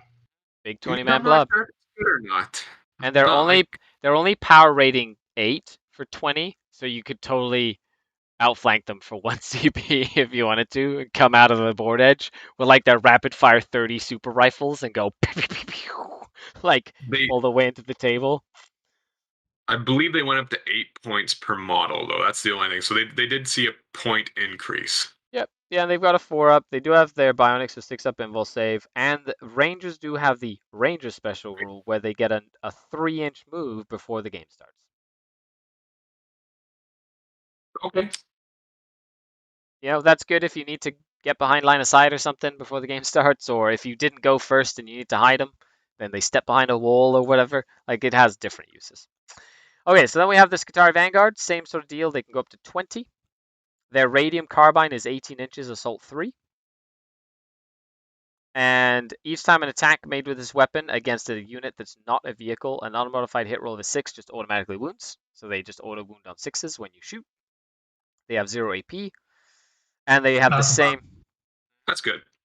Yep. They have the same sort of like weapon options as the Rangers. So same weapon options as Rangers. They have the only thing that changes, they went to auto wound on 6, where they used to do 2 damage on 6s against which they're AP 0 weapons. So that's better. Yep, they just auto wound on 6s, and you have lots of them, right? Then they have the bionics, so it's a 6-up invulnerable save as well. They have the Doctrine imperatives, and they have range saturation aura, so within 1 inch of them, so in engagement range, you -1 strength, -1 toughness if you're not a vehicle. Okay. Cool, fair enough. On Breachers Bikers now. Gunner Side says on Breachers Bikers now cannot raise banners. Yes, we said if you take a techno archaeologist Gunner Side, he allows Cataphrons to do actions as if they were infantry, and then also shoot. That's in addition to anything. So if you do an action with an infantry, it allows them to shoot and do actions to any unit. However, in this case, you can make the breachers, the Cataphrons, you can make them do actions like they were infantry, basically. Okay, so then we have the Cataphrons. So Cataphrons, toughness 5, 3 wounds. Breachers have a 2+ save, right? Their heavy arc rifle is 36 inches, heavy 2, strength 6, -2, 2 damage. And 2 damage? Flat 2 now? It's flat 2 damage.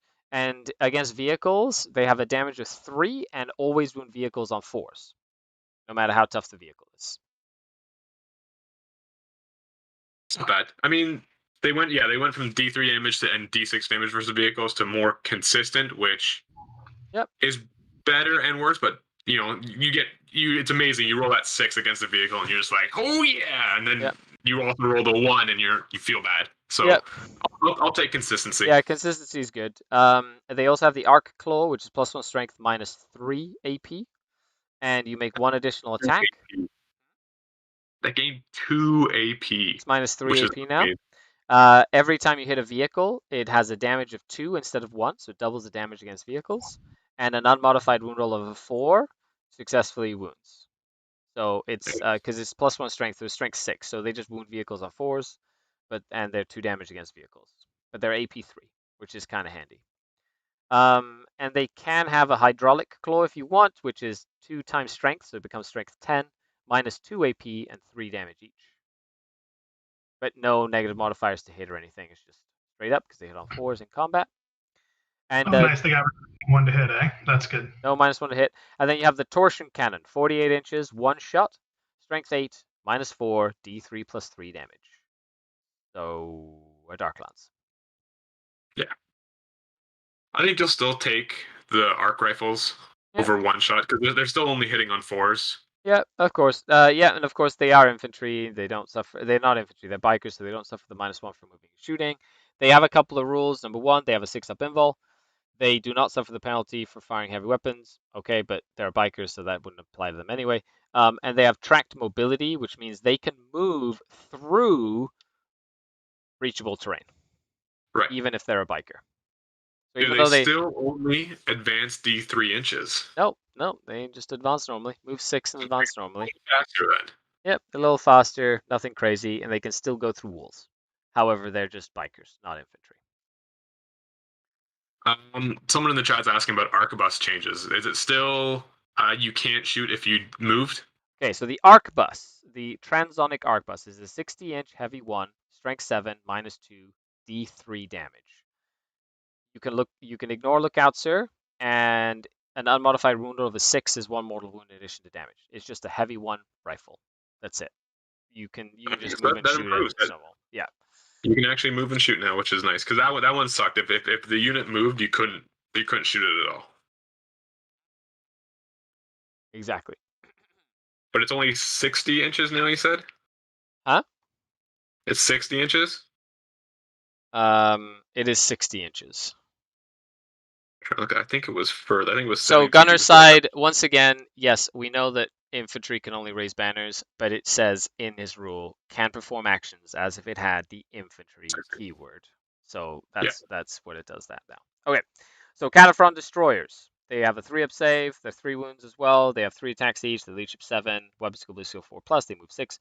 So each model is armed with a heavy grav cannon and a phosphor blaster. So the heavy grav cannon is 5 shots at 30 inches, strength 5 -3. And if you allocate it to a model with a wound, a save of 3 or better, it has 2 damage category. It used to be D3. Okay, so it's just straight up 2 damage. The Phosphor Blaster is rapid fire 1, strength 5, -1, 1 damage, and you don't receive the benefit of dense cover, so no negative modifiers to hit in dense cover. That one, yeah, you couldn't get saving throw, so. Okay. Or, sorry, they didn't get cover. They didn't benefit of cover for the saving throws, so that's better. A little different. Okay, so then we have heavy grav cannon. You can take a plasma culverin. So plasma culverin is heavy D6 in both profiles. Strength 7 -3, 1 damage blast in the first profile. Strength 8 -3, 2 damage blast, and you take mortal wounds on 1s to unmodified hits of 1 gives you a mortal wound. Reach and modify. So that's the only change in that one is 1s used to kill the model. Now you just take a wound roll, which is good. And you said they went to 3 attacks, so they actually got an extra attack. Yeah, so they went up to 3 each. And breachers still have 3 attacks, or are they +1 on their save too? Breachers have +1 attack as well. Yeah, so they are 3 attacks each. Yeah. Breachers always had 3 attacks, so they are capped at 6 models in a unit, though. That's the big thing. Because you used to be able to take 12. You could just really do some shenanigans with Ryza on them. But 6 is still good. The extra armor save is amazing because 3-up save is so much better than a 4-up save, and a 2-up save in the breachers is crazy good. Now they are bikers, which means they don't benefit from like light cover, but in like arid terrain or whatever. But with the canticles, you can make them. You still have shroud down. Exactly. Okay, so then we have. You can equip them with a Cognis Flamer if you want instead, and a Cognis Flamer's range 12 inches, assault D6 +2. So it's up to 8 hits per Flamer, which I think is really fun. Strength 4, no AP, and it auto hits. So it's just a regular Flamer, but it has up to 8 hits per Flamer instead of up to 6, minimum of 3. And gained 4 inches. It used to be only 8. So okay, and they went up to 12. So that's that. It's nice. It's nice. It means you don't want to be charging them with succubi. Well, no, because it's 1 CP ignore Overwatch. It's all good. You and your tricks. They have a 6-up invul. They can go through breachable. Okay, so they're sturdy. They have giant bases, so they're good for screening. You know what I mean? Like are they like the be all end all? No, but they're not terrible, right? Okay. Full breach army, I think, is still a thing. You could still run that and still be pretty successful because usually you would run squads of 3 to 5 and you just spam those and you run 30 of them. Yep, and you could still, and then of course you've got like the warlord traits, the relics, like all this extra stuff that you've got to fit in to like buff your units and stuff, the same as it always has been. So then we have servitors. Hooray! They're pretty much the exact same. I don't think they changed. I'm going to move on. Except they did gain Canticles of the Omnissiah. If they didn't have that before. I think they did. I'm not. All right. So then we run into the priests. So Fulgrite Electro Priests. Right, so Fulgrite Electro Priest is from 5 to 20. Weapon skill 3, ballistic skill 4. Strength 3, toughness 3, 1 wound, 2 attacks, 2 attacks each, 8 leadership, and a 6+ save. Their Electro Leech Staff is +2 strength, so strength 5, -2 AP, 2 damage, and an unmodified wound roll of a 6 does the 2 mortals instead of normal damage. So the change there is that they went from D3 to flat 2, which again, decent. Consistency is decent. Canticles, they have a 5-up invulnerable save. They do have the Voltigite Blast, so after you finish a charge move, you pick one enemy unit within engagement range. So that's changed. It's no longer like you can pick any unit, basically, which used to be the case. But you pick an enemy unit with engagement range, and a 6+, you take a mortal wound. So now, it used to be you roll a dice for every model in your unit. Now it's just models that are in engagement range of yours. So like if you only have 5 guys in a 10-man unit, you're only rolling 5 dice rather than the 10. Yep. Yeah. So you have to like get up nice and close if you want to zap people. Yeah, because the nice thing you used to be able to do is you multi-charge a character and a unit, and you go, I'm going to roll 10 dice on your character and then attack this unit. Yep. Yeah. Now, Fanatical Devotion. So 5-up Feel No Pain. And then when you kill an enemy unit until the end of the battle, you add +1 to their +1 to roll for their mortal wounds. So after they kill, so then they proc mortal wounds on 5s instead of on 6s.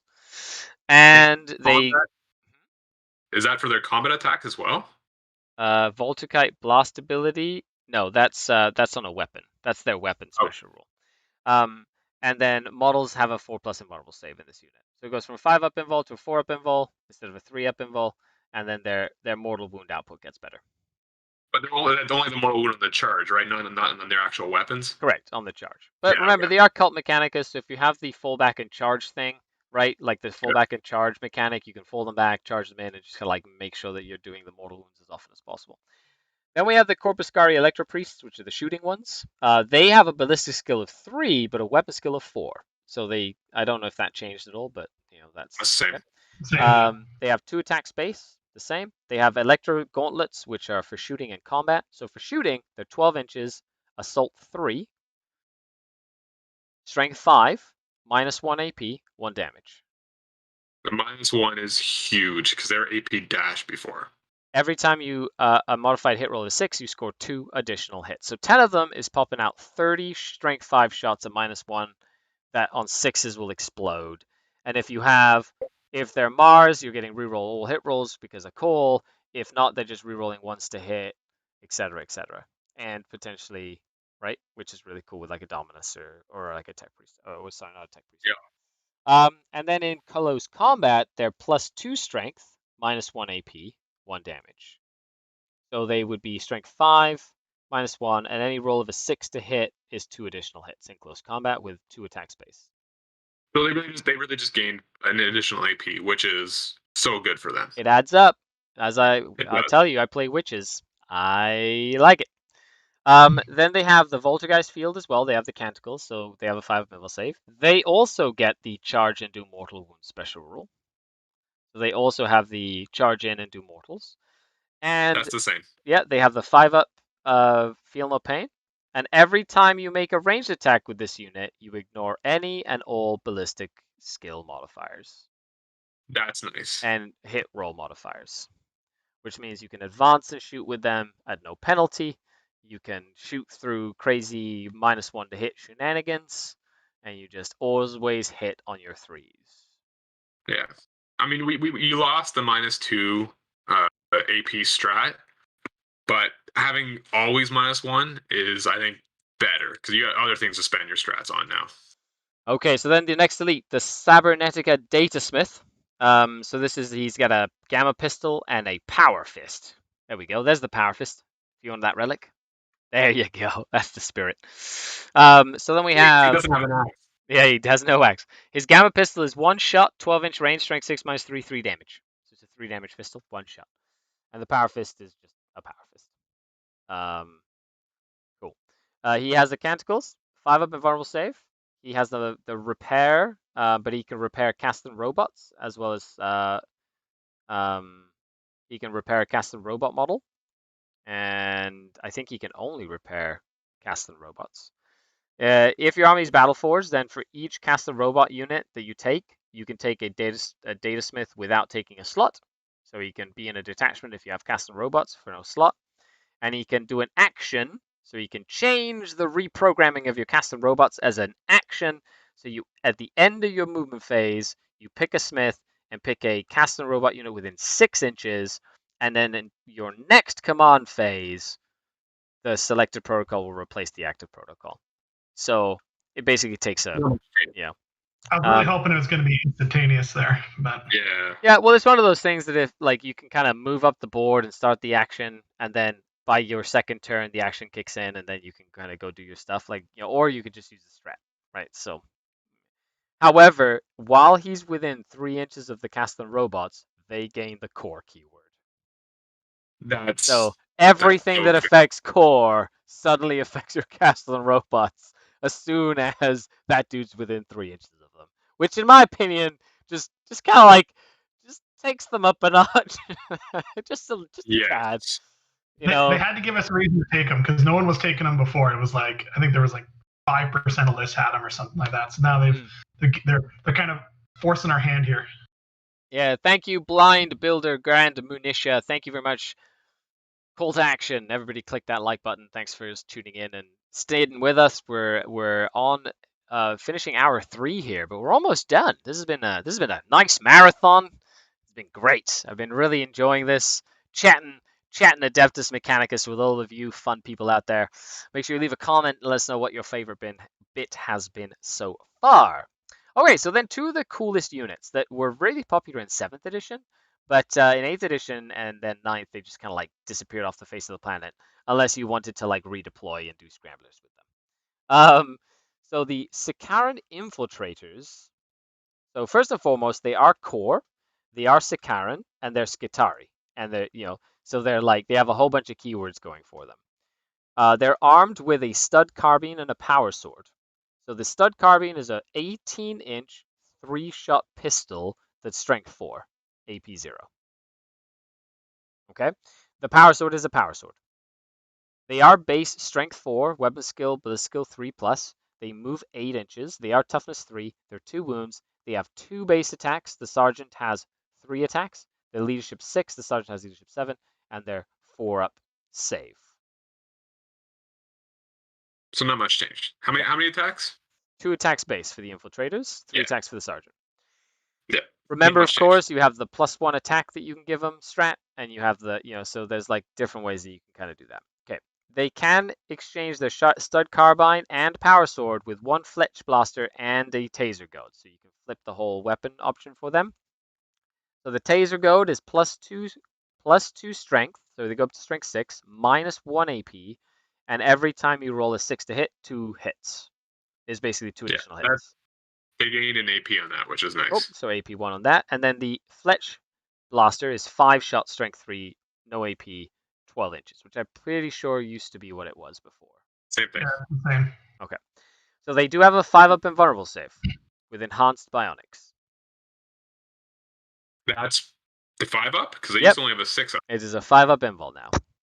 That's not bad. Now, this is my favorite rule for them. Okay? This is literally my favorite rule. Every time you make an attack against this unit, while you're within 12 inches of this unit, right? So an enemy unit within 12 inches attacking this unit cannot reroll hits or wounds against that unit. That's good. Yeah. Shut down rerolls. Just run in and be like, no rerolls for you. So, but it's only against the infiltrators? Only against those infiltrators if you're close. So if they get nice and close, it's basically really good in like scenarios just to like bog stuff down that like relies on rerolls or whatever. Like, if there's a character nearby that gives them rerolls, you can be like, no. Like you have to, whatever you roll stays. No, as I like to say, the whole rerolls thing is no participation trophy for you. Alan, thank you very much for the super chat. You guys are doing the omnisize work. Thanks, and have a drink on me. Let's see. I have a drop of water left. I literally went through this entire thing and an entire mug, and I really need to use the facilities right now. After 3 hours, I'm like itching. I'm like, oh yeah, let's go. By the end of it, we'll just be flipping through. Let's get through it, everybody. Is it So can the units or infiltrators models still within 12 infiltrate? inches? It is models within 12 inches. So it's not Okay. units within 12, it's models within 12 inches. The infiltrators have infiltrating positions. They can be deployed anywhere that's 9 inches away from the enemy deployment zone or enemy models. So they have forward deploy built in. They also have voices in the code aura. So while an infantry enemy unit is within 3 inches, it's -1 leadership to enemy units within 3. Oh, that before too. They do not, however, have the data coil core thing, the Skitari coils, the data tether. So they are not data tethered, which means a lot of the data tether stuff you'd have to be close to give them support. They can't be anywhere. The only thing that really have data tethers are the Vanguard Rangers and the Dragoons and Ballistari, if I remember right. Then we have the Ruststalkers, which, by the way, are probably my favorite. I really like the Ruststalkers. So they are basically the same, except they have +1 attack each. So the regular Ruststalker has 3 attacks, and the Sergeant has 4 attack space. Yep, that's the same. Okay. They have a Cord Claw and a Transonic Razor. So the Cord Claw is a -1 AP melee weapon that gives them +1 attack. So they did +1 attack with that weapon specifically. And then the Transonic Razor is Strength User, so Strength 4, -2 AP, and an unmodified wound roll of a 6 does a mortal wound in addition to normal damage. So that picked up 2 AP, which is nice. Same, the Cord Claw picked up 1. Is the Cord Claw still 1 damage, or is it multi-damage? Yeah, it's just 1 damage. They're all 1 damage attacks here. The Cord Claw gives you +1 attack, but the Transonic Razor gives you the mortals on 6s. The Cord Claw used to do D3 damage or D3 mortals on 6s, so... Okay, so it's a little bit of a change there. Now, you can take their Cord Claw and Transonic Razor and replace it with one set of Transonic Blades. So the Transonic Blades, basically you lose like both weapons, but you get +1 strength, so they become strength 5. Remember, with the +1 strength strat, that means they could be strength 6. They are AP 3, right? So it's like a power sword. And every time an attack is made as weapon, an unmodified wound roll of a 6 is a mortal wound in addition to any other damage. Those used to be AP 0. Really? The blades used to be AP 0? Oh my gosh! Yeah. All their weapons were AP 0 before. They turned them into little blenders. They turned into little blenders. That's actually really neat. So little blenders, I really like that because +1 strength means that they're base strength 5. So they're going to Space Marines and like chopping up Space Marines. And then you can give them +1 strength from strength 6. And then on top of that, they're doing mortals on 6s as well. Plus, they are Skitari and their core. So if you have a dude nearby that gives them reroll 1s to hit, reroll 1s to wound, like there's just so many things that they're going for that unit with lots of attacks, which I think is really If you cool. don't have 2 boxes of them, buy the boxes now because these are going to be sold out for a while. Get them good. Okay, so then we have Doctrine Imperatives. They have the Optimized Gate. So they ignore any or all modifiers to their move characteristic, with the exception of that incurred due to the depreciation effect. So they do stuff with the minus movement if they get the +1 save. They can ignore modifiers to advance and charge rolls. So they're just... So you can run them right through a crater with no issues. Right? Well, they did... is it the same wording as... yeah, for charging, for sure. Yeah. So then we have Enhanced Bionics, 5-up invulnerable save. So... Better, yeah. And Wasteland Stalkers. Each time a ranged attack is allocated to this unit while it's receiving the benefits cover, add +1 to any armor saving throw. So they basically always get +2 to their save for being in cover. That's amazing. Or light cover. Yeah, so they get a 2-up save in cover. So they're 2-up in Shroud spam. Or it's 2-up in... Oh, that'd be in Mars though, yeah, right? Yeah. No. Oh, yeah, in Mars. They could have a 2-up in Shroud Psalm. Correct, because they are Skitari. I like it. Okay, so then we go to the Cerberus Raiders and Cerberus Sulphur Hounds. So 2 of the units that have sort of done most of the crazy shenanigans. And we're like... So, Cerberus Raiders. They only have 2 wounds, which is, I think, the biggest change. They went from 3 to 2. Which hurts. makes sense. Which makes sense. Them being a 3 wounds was ridiculous. It's like having 10-point Reaver jet bikes. Them being a 3 wounds each was like 10-point Reaver jet bikes. Get out of here. Get out We of need a town. moment of silence for AdMech players for, Okay, for, an F. for losing Put an the F in stratagem chat and right the now wound. for the good old Cerberus Raider. F in chat. F in the comments. Cerberus Raiders. You know, we pay our respects to you. Just finished 10 customized ones, and now they're done. Okay, so they come with the Cerberus Raider Alpha is equipped with an Archeo Revolver, a carbine, and the Cavalry Saber and clawed limbs. He has like everything. And then each Raider has a carbine, Cavalry Saber, and clawed limbs. They each have 2 attacks base, and then the Raider has 3 attacks. Cool. So the Archeo Revolver is They gain an attack then. they each have 2 attacks now. Cool. And Yeah, it was one before and 2 on the sergeant. Even not the sergeant has the cavalry saber now too. Yeah, the sergeant has a cavalry saber as well. He's literally festooned with weapons. He has all the weapons. He's like, the sergeant always has a saber. Yeah, I didn't. I thought he said that the normal raiders have a saber also now. The Raiders have a saber now. Oh, okay. Yeah, So they all have sabers. They had as well. Yeah. So So then we have the Archeo Revolver is a strength 5 -2 2 damage 1-shot pistol. The Galvanic Rifle is Assault 2 18 inches strength 4 -1 1 damage. that's better. They used to be on 6s, you got -1, but it's just flat out -1 now. Cavalry Saber is +1 strength -1 AP 1 damage. Same. Okay. The clawed limbs are make 2 additional attacks with this weapon. They are +1 strength, just strength 4 attacks. That's it. Nothing changed. So are they T4 now? They are T4, yes. So that helps. So they gain a toughness, loss of wound. So They are weapon skill 4, ballistic skill 3, and they move 12. yeah, that's the same. Okay.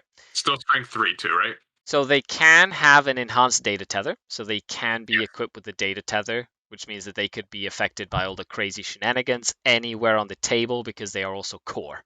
So you can literally do crazy shenanigans with them from all over the table with like the Warlord traits and stuff. And if you give them a data tether, they get +1 leadership, which is good because they're leadership 6 and 7, which would make them leadership 7 and 8. Yeah, it's better if you're going to run a big unit of them. Yeah. So they do have a enhanced bionics, so they have a 5-up invulnerable save now. That's way better. Yeah. So instead of a 6, they have a 5-up invul. Wait, did the Vanguard and the Rangers also get a 5-up invul? I don't know. I think we said 6-up invul for them. 6-up invul for them. Yeah, so they just have regular bionics. Then we have the skirmishing line. So at the start of the first battle round, they can make a normal move so they can move 12 inches, and they can't end within. So they kept their pre-game move, and they have the Eye of the Cerberus. So every time you want to shoot, you ignore Lookout Sir, and every time a ranged attack, an unmodified wound rolls of 6 inflict 1 mortal wound. So they still have the sniping special rule within 18 inches with their 2 shots. So they're still snipers. They're still good. Next to like the Cataphront changes, probably one of the biggest changes in the book that people are going to feel. T4 2 wounds versus T3 with a 5-up invul though. So like 5-up invul that's big. Like huge. especially against big nasty weapons or whatever. Like you're gonna save twice as many as you used to. Like with the 5-up invul. So then we have the Sulphur Hounds. The Sulphur Hounds in stats are pretty much exactly the same. So stats wise, they are each equipped with 2 phosphor pistols, the Sulphur Breath, and then the Clawed Limbs. And then the Alpha has the Phosphor Blast Pistol, Sulphur Breath, Arc Maul, and the limbs as well. So the 2 Sulphur Pistols, for every 3 models in the unit, you can have 2 pistols replaced by 1 Blast Carbine and 1 Phosphor Pistol. So for every 3 models, you can do that. And they go up to 10 models now. So that's 9 models. 9 models. That's the same as well. Okay. So we have the 2 Phosphor Pistols are 1 shot, 12 inches, strength 4 -1 AP, and ignores dense cover. Yep. The Sulphur Breath is pistol D6, 12 inches, strength 4, -2 AP, and automatically hit. That's an extra 4 inches and an extra AP. Cool. So and -2 AP is actually pretty snazzy. Then we have the blast pistol. The phosphor blast pistol is D3 shots, strength 5, -1 AP. No dense cover. All right, so that went from pistol 1 to pistol D3. And the phosphor blast carbine, if you want to do it once, 1 for every 3 is 18 inches, assault 2 D3, strength 5, -1, no dense cover. So that went down in range from 24, but from assault 4 to assault 2 D3. Interesting. And it is blast as well. There's the only thing I'm interested in is price on these guys because they were good, but they weren't cheap. It was like 68 points for a unit of 3. Curie says, is Bionics for ranged attacks only? No, Bionics is just an invulnerable save. Oh, good. So you just get it all the time. So they have the Doctrine Imperatives. They have the Pistoliers. So when they advance, they basically treat pistol weapons as assault weapons, and they can shoot with any assault weapons in any turn in which they shot pistol weapons. So they can just shoot all the time and keep really mobile. They do have a 5-up invulnerable save as well, and they have the Rad Saturation Aura. So within engagement range, if you're not a vehicle, you're -1 strength, -1 toughness, which the -1 strength comes in handy when you note that they are toughness 4 now, which does increase their toughness quite a bit. Like strength 3 is wounding them on 6s now in close combat, which is a big difference. So then we have Taraxi Sterilizers. So the Taraxi Sterilizers and the Taraxi Sky Stalkers. So here we have the Sterilizers are 12-inch range, weapon skill, blade skill 3. They are strength 4, toughness 3, 2 wounds apiece, 2 attacks base, 3 on the sergeant, leadership 6 and 7 with a 4-up save. Has that changed at all? Not really. Then we have their weapon is the Phosphor Torch and the Talons. So the Phosphor Torch is 12-inch range, D6 shot, strength 4, -1 AP, auto hits. Flamer, basically. Yeah, the same thing. The Talons are -1 AP, but strength user. Same thing. The do they still get the bonus strength when they make the charge, though? Okay, that's what we'll get to right now. So they have the Thermal Raiders. During deployments, you can deep strike them if you want. So you can put them in teleport, essentially. Yep. They have a 5-up invulnerable save, because they have enhanced bionics. Better. They have this unit can charge in a turn in which it fell back. Okay. So they gain that. Okay. And swooping strikes. So each time this unit fights, if it charged, was charged, or if it charged or was charged, then you get +1 attack. That's better because it used to be just you got that when they were when they charged. Yeah. So they get +1 attack on the charge, or if they were charged, and then they can charge and fall back, and they've got their super flamers. That's good. Do they still have the soar away ability where they can jump off? No, but that's a stratagem now. Remember. Oh, I was hoping they still had because that one was so useful because you could deploy them on the table, jump them off, and then they can jump. So now they get deep strike, but it's the strat, so you can do it for either of the types of thing. They go back. Yeah. We already determined that is crazy. It's good, but the soar away built in was so good. Being able to jump off the table at any point was really good. Of course it was. Now he wants his cake and he wants to eat it too. What is this? I do. I like being able to come in on turn 5. Yeah. Taraxi Sky Stalkers, same stats.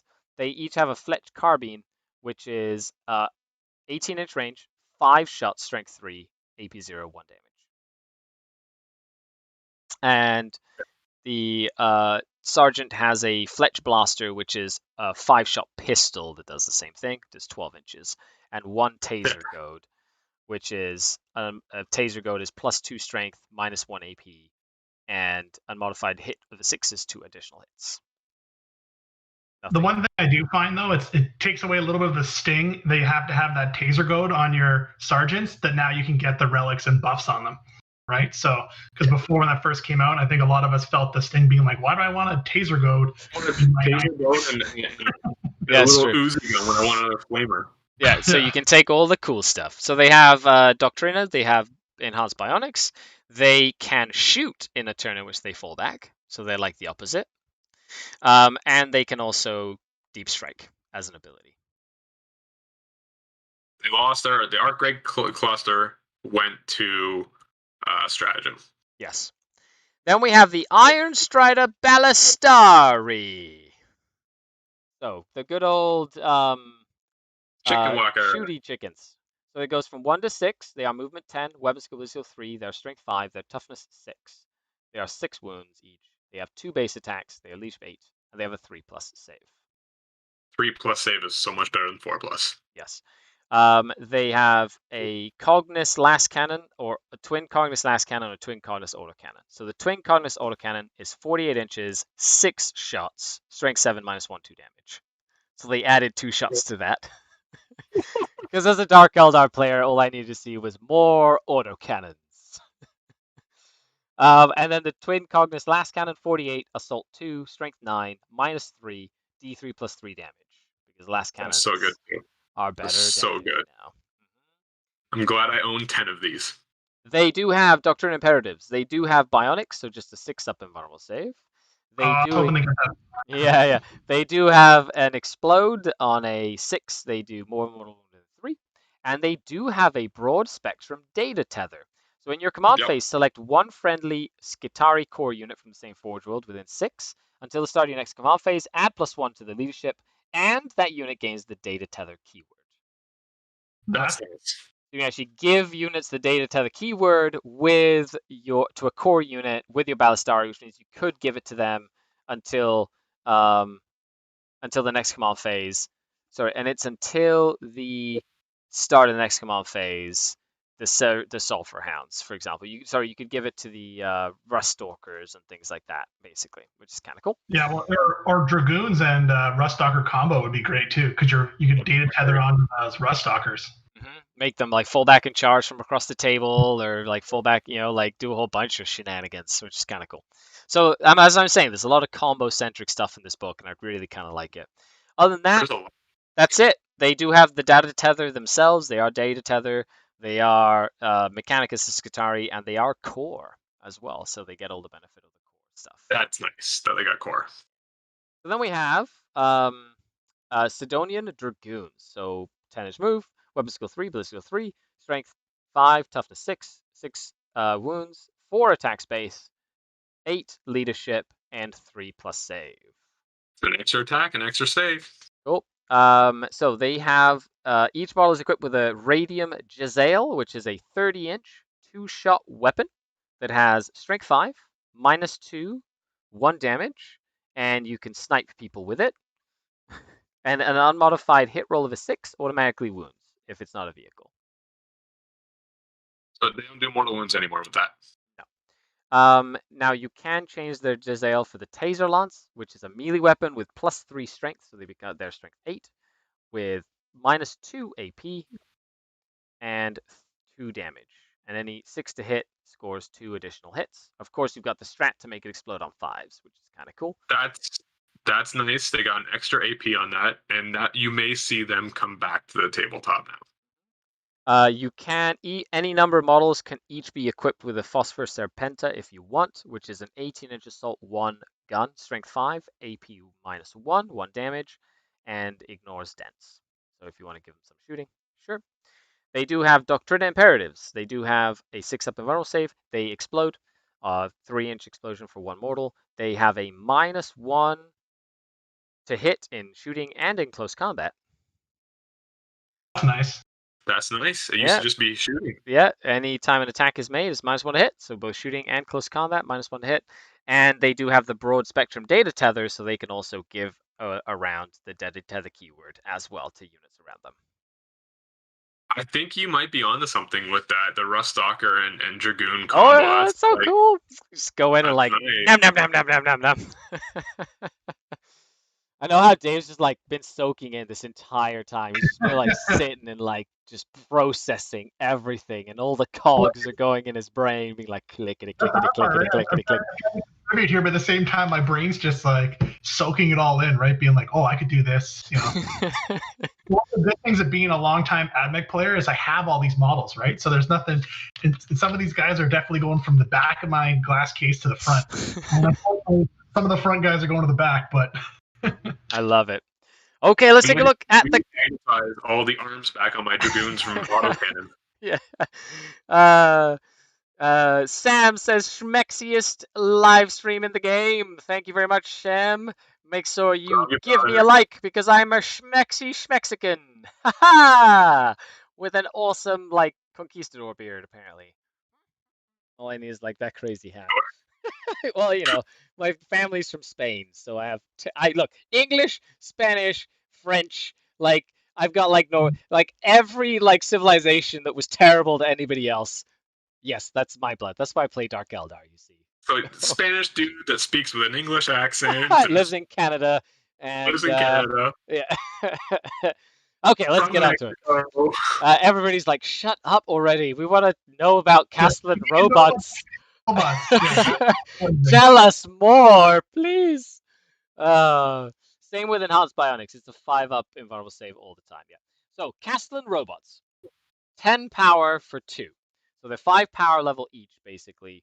They're 100 points a model, essentially. A Castellan robot is just 100 points a model.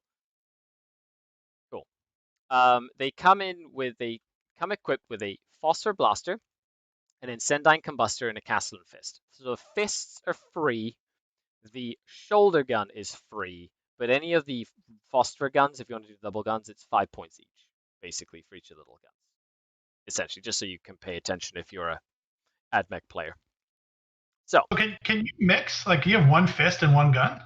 So they each come with a Phosphor Blaster, an Incending Combustor, and a Castellan Fist, right? So any number of models can each have their fist replaced with one Phosphor Blaster. So you can change and have any number of models you can just mix and match, right?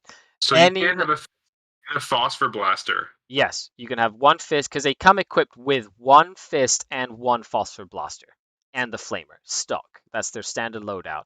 It's one Phosphor, one fist, one Flamer.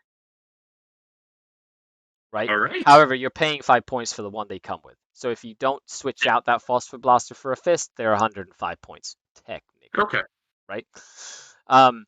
So then you have each model can have their Phosphor Blaster replaced with a Castellan Fist. So that is actually cheaper to take 2 fists and just the shoulder cannon if you want. Yeah. So you can have shoulder flamer or shoulder gun and 2 fists for 100 points. Any number of models can have their Incendine Combustor replaced with a heavy Phosphor Blaster.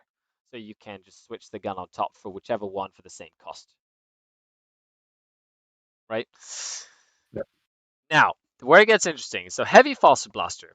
They did change these guys big time. They're not the stupid 36-shot thing that they used to be. That's not going to happen anymore. Okay? Only 18 per model. Okay, fair enough. And shooting twice. Get out of here. So you have 36-inch heavy 3 on the Phosphor Blaster. So it's no longer 6 shots, it's 3 shots. It is strength 6, minus 2 AP, 1 damage, and you cannot take dense cover against it. So no -1 from dense. It's the same as before. Okay. Same as before. The Incendine Combustor, 12 inches, heavy D6, strength 5, AP -2, 1 damage. That gained an AP, which is nice. Cool. That's nice. Castellan Phosphor Blaster is 24 inches, heavy 3, strength 6, -1, 2 damage.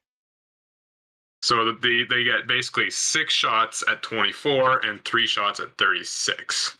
Right, but they're 2 damage for the Phosphor Blaster now. It's not That's 1 damage. Nice. Yeah. Okay. So they did cut the shots in half, and they lost the double shoot. So that's not something they can do anymore. The shots, they have the same number of shots. They just don't get the double shoot anymore. They always were heavy. Oh, 3. they were always 3. Oh, so that didn't change. Yeah. Okay, it's just the double shot. Okay. What's their top stat line like? Because I don't think you went over that. Their top stat line. They don't degrade. Like move. It's on the Oh, top oh, of the- okay. Sorry, you meant like their stat line. So they move 8 Yeah, inches. Their weapon skill, ballistic skill 4+. They have Yeah. strength 6. They are toughness 7, Yep. and they're 7 wounds each. They got that. They They went have- from 6 wounds to 7 wounds. They have 3 attacks base. Yep. They're leadership 10, and they have a 3+ save. Yeah, so they gained a wound, which is really nice. Right. So then you have Canticles of the Omnissiah.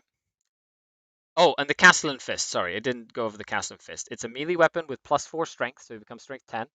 They're -3 AP, and it's 3 damage, standard, and they get +1 attack with each fist. So one with double fists and a flamer is going to have 5 attacks going in with their flamer for 100 points at 3 damage. That's pretty good. At 7 wounds, right? So they're a tanky unit. Okay, so now let's go on to what they get. So Canticles of the Omnissiah, they get battle protocols. So they start with the Aegis protocol, which gives them +1 to their save characteristic. So it turns to a 2+ armor save. That's it. That's the only thing that gets. So it doesn't affect their. Does it affect their invul? They do have an invul against ranged attacks. Yeah, the Aegis used to give you also +1 to your invul as well. Yeah. So this is they just have a 2-up save. So it's a little different. Okay. Then we have the Conquer protocol. So this is the close combat protocol. While this protocol is active, big change here. You can reroll charge rolls for this unit, and their weapon skill becomes 2+. That's good. They do not lose the ability to shoot. That's a buff for that one. Right? So that means that if you run 2 fists and a flamer, they can run around flaming stuff and still punch in you. Right? And they punch better. I'll take 5 attacks hitting on 2s over 6 attacks. Remember, hitting on 4. you can make them core with the Datasmith, so then they can be rerolling 1s to hit with like a Dominus nearby or something like that, right? So now we're custodies. Hitting on 2s, re-rolling 1s. Hitting on 2s, rolling 1s, strength 10, -3, 3 damage. Just like punch and stuff, okay? For 100 points. So it's not like, and it's 7 wounds. It's pretty hefty. The Protector protocol is the shooting one. So when you activate that, once again, they cannot move. So they just like plant their feet. They can't move when that happens, except to pile in or consolidate. So it allows them to move when they pile in and consolidate, which is actually really interesting. And they have a ballistic skill of 3+. So it just increases that ballistic skill to 3+. So there's the loss of the double shoot. Yeah. So there's no longer double shoot. Now they do have the repulsor grid. So it's a 5-up and roll save against ranged attacks. And if you roll a modified 6, you bounce back a mortal wound. That's pretty much how. I'm pretty sure that's pretty standard to what it has. Doesn't change. And then they explode within 3 inches. You suffer a mortal wound. That's it. A single mortal wound? Yeah, just a single mortal. They used to do D3. Okay, so they're less dangerous to themselves. Yeah. Yes. Perfect. Okay, so I like it, actually. I think that the Caster Robot's role has changed as more of like a bully anchor unit, like to kind of countercharge someone who gets too close. Right? What was that? They still have the vehicle keyword, right? They still have vehicles, yep. So you can throw them into combat and then shoot into combat. Yep, 100%. That doesn't change, especially with their super flamers. Okay, then we have the Scorpius Disintegrator. Biggest caveat here, the Belarus Energy Cannon went down to strength 5. Just putting that out there right now, because that's like, that's going to be the sad face. What's sorry? Is it bad etiquette to boo or what? Boo! Boo! Boo! And all the Dark Eldar army are going, yay! F you! Okay, so we have the Scorpius Disintegrator. So it's 12-inch move. I'm pretty sure the stats are about the same. 12 wounds. I don't know if that changed. Leash bait, 3 plus save. Cool. Toughness 7, if that was the same. They are equipped with 3 Cognus Heavy Stubbers. So all the vehicles have Cognus Heavy Stubbers, which are now 4-shot, strength 4, 36 inches. So just Cognus Stubbers just gained an extra shot across the board, which, as a toughness 3 army, I'm already like, ugh. So it has 12. This thing has 12 strength 4 shots at 36 inches. Especially since most of the vehicles have like 3 or 4 Cognus Stubbers. Yeah. Remember that thing that we saw at the beginning that was if you're within half range, you get to reroll hit rolls with like all of your and your vehicles get a 6-up impulse. Yeah, oh, come on, that's ridiculous. I love it, but it's ridiculous. So then we have the energy cannon is 36, 3d3, strength 5 -1, 2 damage. and can shoot out of line of sight. So basically, just changed -1 strength. They have the heavy stubbers, which are the same. The disruptor missile launcher is 36 inches, heavy D6 blast, strength 7 -2, D3 damage. Didn't change. Okay. It can be, instead of the energy cannon, you can equip it with the Ferromite cannon, which is a 3-shot, 48-inch range, strength 8, -3, 3 damage. That's the same thing as well. Okay. So they have the Doctrina Imperatives, so they're Skitarii. They have a D3 explosion within 6, and they have a broad spectrum data tether. You can pick a friendly Forge World Skitarii core unit within 6, the +1 leadership, and give them the data tether keyword, so they can More data tethers. data tether to people. Okay, that's the Scorpius Disintegrator. Although they went down to like 140 points though, so like they're not as expensive as they were. So they went back to the like old point cost. So Onager Doomcrawler. Onager Doomcrawler. Top bracket is 8-inch move, weapon skill 5, ballistic skill 3, strength 6, toughness 7, 11 wounds, 3 attacks, 8 leadership, and a 3+ save. That's the same thing. Cool. It is equipped with an eradication beamer, which is focused or dissipated. So focused is 18 inches, dissipated is 36 inches. They're both heavy D6 and strength 8. Focused is -4, 3 damage, blast, and dissipated, so the longer range, is -3, 2 damage, blast. So that's a fairly different change. It used to be heavy D6, just flat 8 -2 D3 damage. But if you were within 12, it bumped up. So I'm glad they just listed the profiles differently now, because so you have to use, you can choose whichever profile you use, right? Yep, before you shoot. Yeah, before selecting targets, select one of the profiles below. Yeah, because when you were before, if you were within 12, you had to use the other profile. Okay. Makes sense. So you can buy it broad spectrum data tether. You can also give it smoke launchers if you want. It doesn't come with the broad spectrum data tether. This model's eradication beamer can be replaced with 1 missile launcher, 1 Gatling rocket launcher, 1 Icarus autocannon, which is your like anti-shooting thingy. Icarus array. Yeah, so the Icarus array is the missile launcher is, by the way, you get +1 to hit against aircraft only. I don't know if that changed. So it's only against aircraft. Yeah, it's -1 against non-aircraft, so that's actually good. Just +1 to hit aircraft. Okay, so the Daedalus missile launcher is 1 shot at 48. It's aircraft, not fly. Because it used to be +1 to hit against fly. Okay. It's just aircraft, not like anything. It's just like actual planes.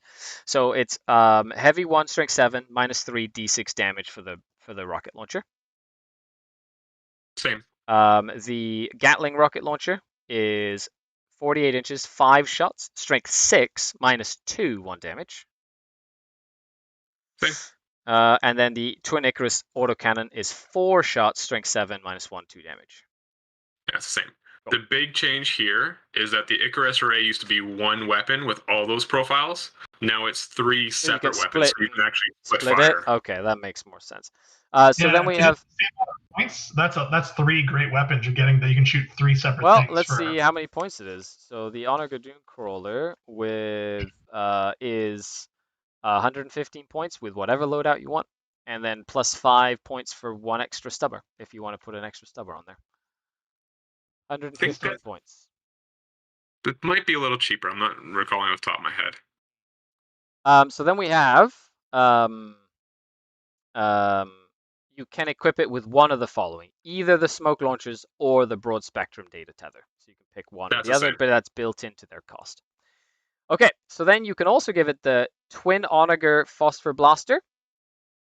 So the Twin Onager Phosphor Blaster is 36 inches, heavy 8, strength 6, -2, 2 damage, and no dense cover against it. You never saw that because it was 6 shots, -2, 1 damage. I think you may see these now. Heavy 8 with 2 damage. That's -2, 2 damage. Yep. And then you can also have 1 neutron laser and 1 Cognis heavy stubber. So if you wanted to do that way, you can. And the neutron laser is 48 inches, blast, heavy D3, strength 12, -4, D3 + 3 damage. So that's gain 2 strength and then what used to be D6 damage. So that's nice too. That's a raider killer for you. Yeah. Okay. Because it's strength 12, so it's like just gonna kill T6 stuff really easy. Okay, so then it can be equipped with 1 additional Cognus Stubber. It has a 5-up invulnerable save for shooting in close combat. It's just a 5-up invul all the time. No more like reroll invuls or anything like that. And it does explode for D3 mortals within 6 inches, but it is not core. Neither is the disintegrator. So okay, that's not bad. That's not bad. It used to have the only advanced D3 inches, so you can actually move if you need to move it fast now. You can. Yep. I'll still take them. They're still pretty good. And they're pretty big base too, so like they zone out big parts of the table with their big fat base.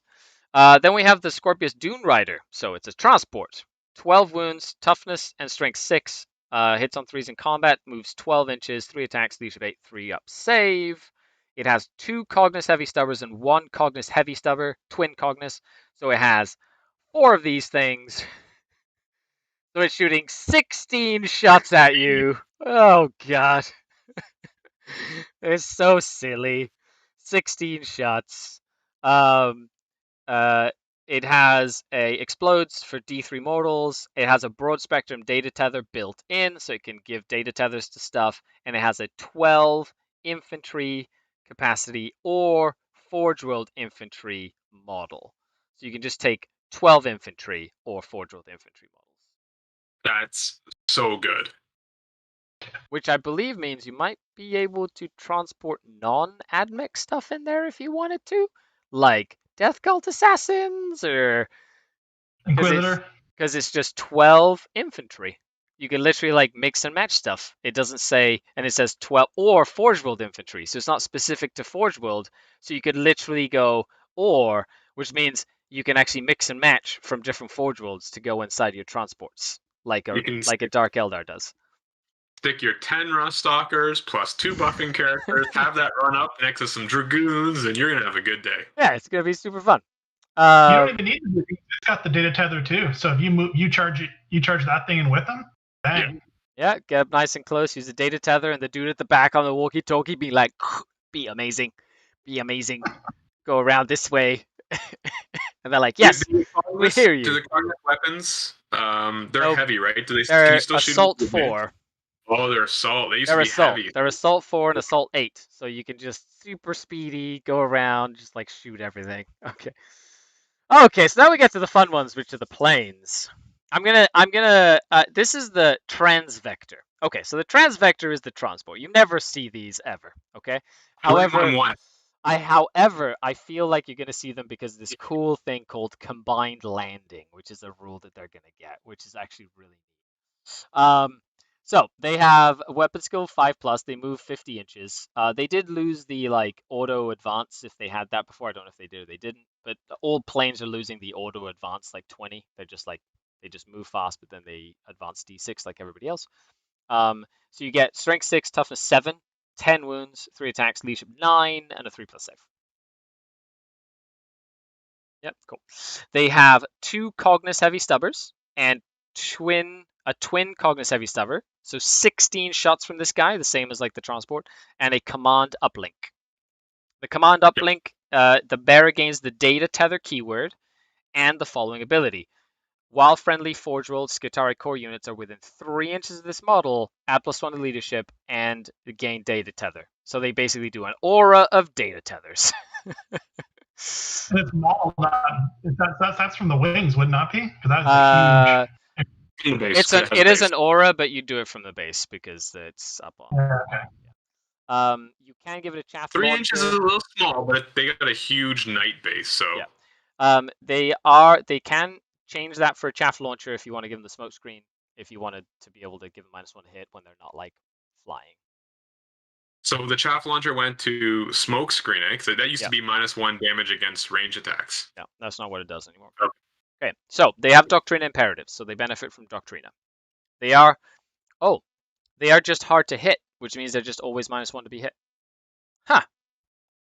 Oh, so they don't have the airborne rule anymore. They just have hard to hit. They are airborne, so they do have the airborne rule, but that's different than the hard to hit rule. Apparently, they split it up into 2 here.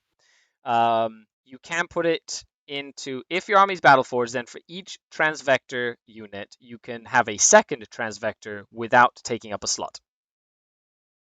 Oh my god. So you can have 3 planes in a patrol. Get excited.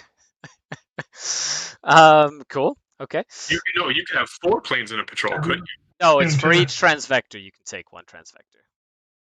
Right, so you take 2 transvectors, you have 2 more transvectors. Yeah, but it's rule of 3. Rule of 3 at that point kicks in. You can only have 3 of every one model. Yeah. Okay. You and your rules. They are maneuverable, so they still keep their double pivot, which is really annoying. Okay, but let's go over this combined landing. Okay, listen to this. For 1 second, the double pivot, can you still do it during their movement? Yes, it is at any point. They kept the stupid shenanigans were better than any Eldar plane ever. Okay, so combined landing. If a detachment contains multiple transvectors, you can choose for pairs of them to make combined landings instead of setting them up on the battlefield. For each combined landing that you want to make, select 2 transvectors. So you take 2 transvectors. They're 110 points each or something. They're like actually really, really cheap or something like that. Transvectors are they're 110 points. So they didn't change. I think they're 110 before. Yeah, 110 points, right? So you can just build it. So these 2 transports are treated as one model with a combined transport capacity of 12. Interesting. Okay. So they have to be in reserve for this to yeah, work? Yeah, no. So Okay. yeah. So they get put off the battlefield, and you put them in a combined assault. So you put them off the battlefield in combined assault. They combine their transport capacity to be 12 models. Okay. That's Right. For the Forge World infantry models, for the purpose of which units can be embarked. This means that an eligible infantry unit containing 7 to 12 models can start the battlefield embarked within these 2 transport models. The infantry models in that unit being split between the 2 transports. So make a unit of which infantry models are embarked in which one, basically. But they basically are like 2 in 1. 1 unit split into 2 transports. So these 2 transport models can be set up in the reinforcement step of your first, second, or third movement phases, regardless of any special mission rules. Yeah, oh yeah. They can come in turn 1 and drop off their 12 flamer sterilizers at your face or something crazy. Well, the sterilized is always deep strike. Like, I guess they couldn't deep strike on turn 1. Turn 1. Yeah, okay, or whatever you want. Just like literally bring down a bunch of dudes. Okay.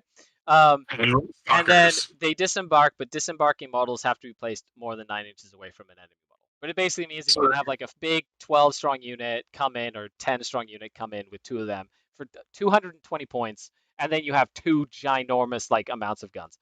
When these 2 they must be set up within 9 inches of each other, basically. So they just have to deep strike within 9 inches of each other, and it's like. But the cool thing is it can be on turn 1, which I think is amazing. Yeah, it's so huge. good. It's the drop pods. Hey, Mohawk Miniatures raiding with 76 watchers. Thank you so much, Mohawk. You're awesome. Thanks for coming to say hello. Welcome. You're catching the tail end of the stream here. But look at you, Mohawk, bombing my stream. Oh, man. The chat's gone. Bye, chat. Okay, and that's it. Yep. Yeah, they can hover if you want, which means they lose the hard to hit rule. So they are hard to hit, but if you hover, they lose the hard to hit rule.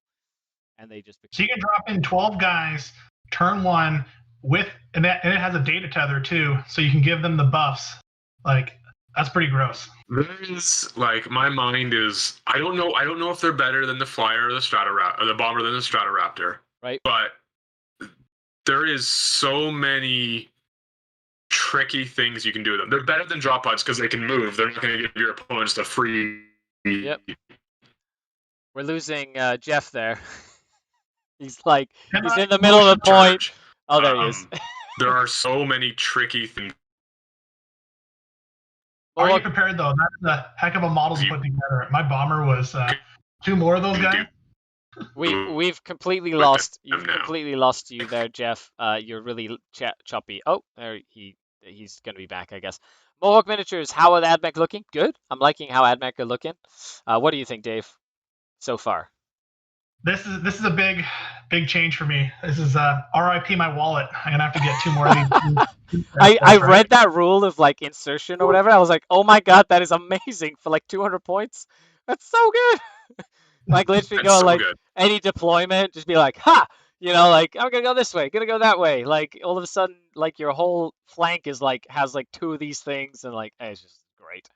It was funny because I was really thinking of looking at starting a new army so I could play a lot more close combat, and they've literally taken my army and made it close combat. So Yeah. Right?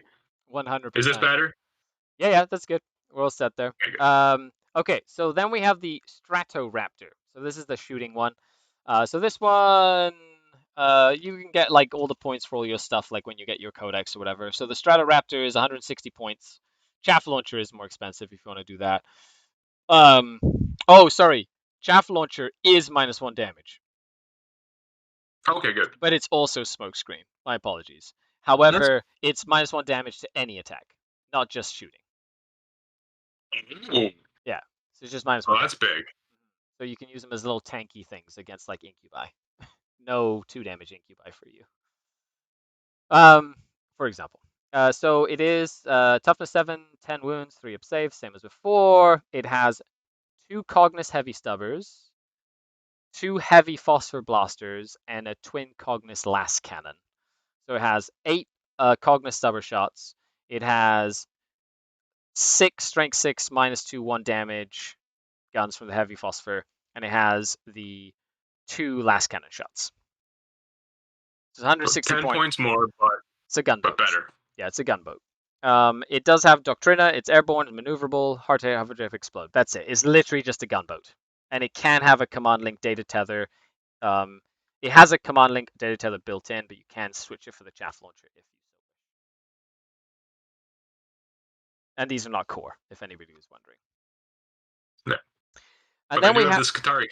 Do they have the They Skitari are keyword? Skitari. They are Skitari. Okay. Yes, and they also have the Doctrina imperatives, which means you can literally give them like +1 weapon ballistic skill for a turn. Just going like just shoot with all your hitting on 2s, re-rolling once to hit and once to wound. No, because that's core. They're like hitting on 2s and just like nuking a bunch of stuff, or like getting the all guns or re-rolling hit rolls within half range or whatever. Like anyway, silly, ridiculous is what that is. Okay, and then we have the Fusillade, which is the same points. I'm surprised. They literally kept it like 130 points. Like, he's so good. He's so good. He has 4 Cognis heavy stubbers. So once again, 16 stubber shots. And a command uplink.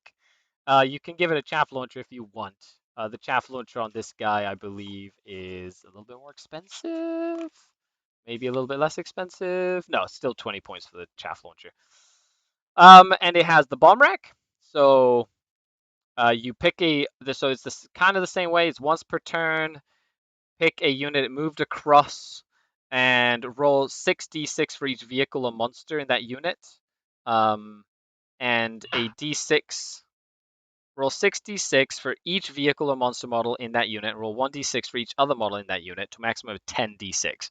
So if you go over a unit that has 2 vehicles in a unit, you're rolling 10d6 on the vehicle. And wow. right? And on a 4+, they do better than it was because it used to only do 3d6 over a vehicle or monster. Yeah, and then it goes, and it's 4+ do mortals. It got better. Imagine bombing Gulliman with 6d6 to do mortals because he's a monster. Like just bombing Gulliman, just be like wee boom, or a Cole on your opponent's side, just like drop 6 bombs on this guy. I mean, the nice thing is they kept it against vehicles and monsters, so your like 4 wound, 5 wound characters are still safe. Yep. Which is fair. Yep. Oh, but I like the fact that you could literally like kill a Venom, just like fly over, bomb a Venom to death. Like it's 6 wounds. Like you just roll 6 4s or like something that's kind of wounded. Like just rolling 6 dice for a vehicle is actually really good. Like huge. 4 mortals. Yeah. Okay, and then we have that's the bomb rack. It's maneuverable and everything else. Plus, it has the strat to do the bombs. And that's it. That is literally the codex. Lots of information to gather around. As for point costs, you can kind of go through the points when you get your book, but this is more about the rules and stuff like that. But thank you so much for tuning in to the Super Adeptus Mechanicus breakdown. 4-hour marathon, almost 4-hour marathon. Get excited. You know, I'm changes. Lots of redoing our lists for sure. Oh my god, yeah. Thank you so much, everybody, for tuning in. Before we finish, make sure you leave a like, share, subscribe to the channel if you haven't already. Make sure you check out the Ontario 40k League if you're in Ontario, so you can play some 40k with us, and then we'll get you into all the discords and stuff like that as well. So, final, notes that you'd like to make, Dave. Your takeaway from this review today. Definitely makes me want to try some new models. A little bit disappointed in the mission. Like I would have liked a little better of a secondary choices, but lots of new stuff, and it's going to definitely take me out of my comfort zone. And a lot of things our old crutches are gone, but there's a ton of new options and a ton of combos. So I think the bottom skill level is kind of had to raise up a little bit, but our top level skill level is going to raise up too. So, which is really, really cool. I like that. And Jeff, your takeaway. Oh my gosh, I agree with Dave. The secondaries are a little bit hurt, but it's still the one where killing more infantry than your vehicles. If you tech for it, it's still better than the third secondary that we were always hurting for. So that's not bad. Completely changes like the way AdMech plays. You can still play a Mars gunline, and that'll work just fine. But I think there are so many other tricks in this book now. You're really going to be forced to take a balanced force where you're going to have forward assaulters, you're going to have midfield holding units, you're going to have backfield holder shooters, you're going to have Taraxi that are jumping on and off the table doing actions for you. There's going to be so many things to keep track of that you'll have if you can, as a good player, you get an advantage because your opponent's just going to be confused at what you're trying to do. And like Dave said, there's the floor is high, but the skill ceiling is so high on these. Yeah, I love it. It's like there's some little combos, and you're gonna be, and it's also about like when things proc, because there's a lot of abilities that happen in the movement phase or at the end of the movement phase or in the command phase, and then being able to sort of combo centric those things and understand that you can get out of your transport and get your data tether from the flyer because it's just an aura. You don't have to be in a command phase to do it, and kind of like go back and forth, that sort of thing. I think it's going to be super, super important. Huge shout out to everybody in chat and everybody who joined us live, and a huge shout out to Games Workshop. Thank you very much, who sent me this codex for free so that I could do a review of it. So thank you to them. I really appreciate all the support that they give to the hobby. And we will be critical when they give us critical stuff that's garbage. But at the same time, thank you to them to letting us review this book. And yeah, it can't be good. Otherwise, we'd all be Drukhari. That's right.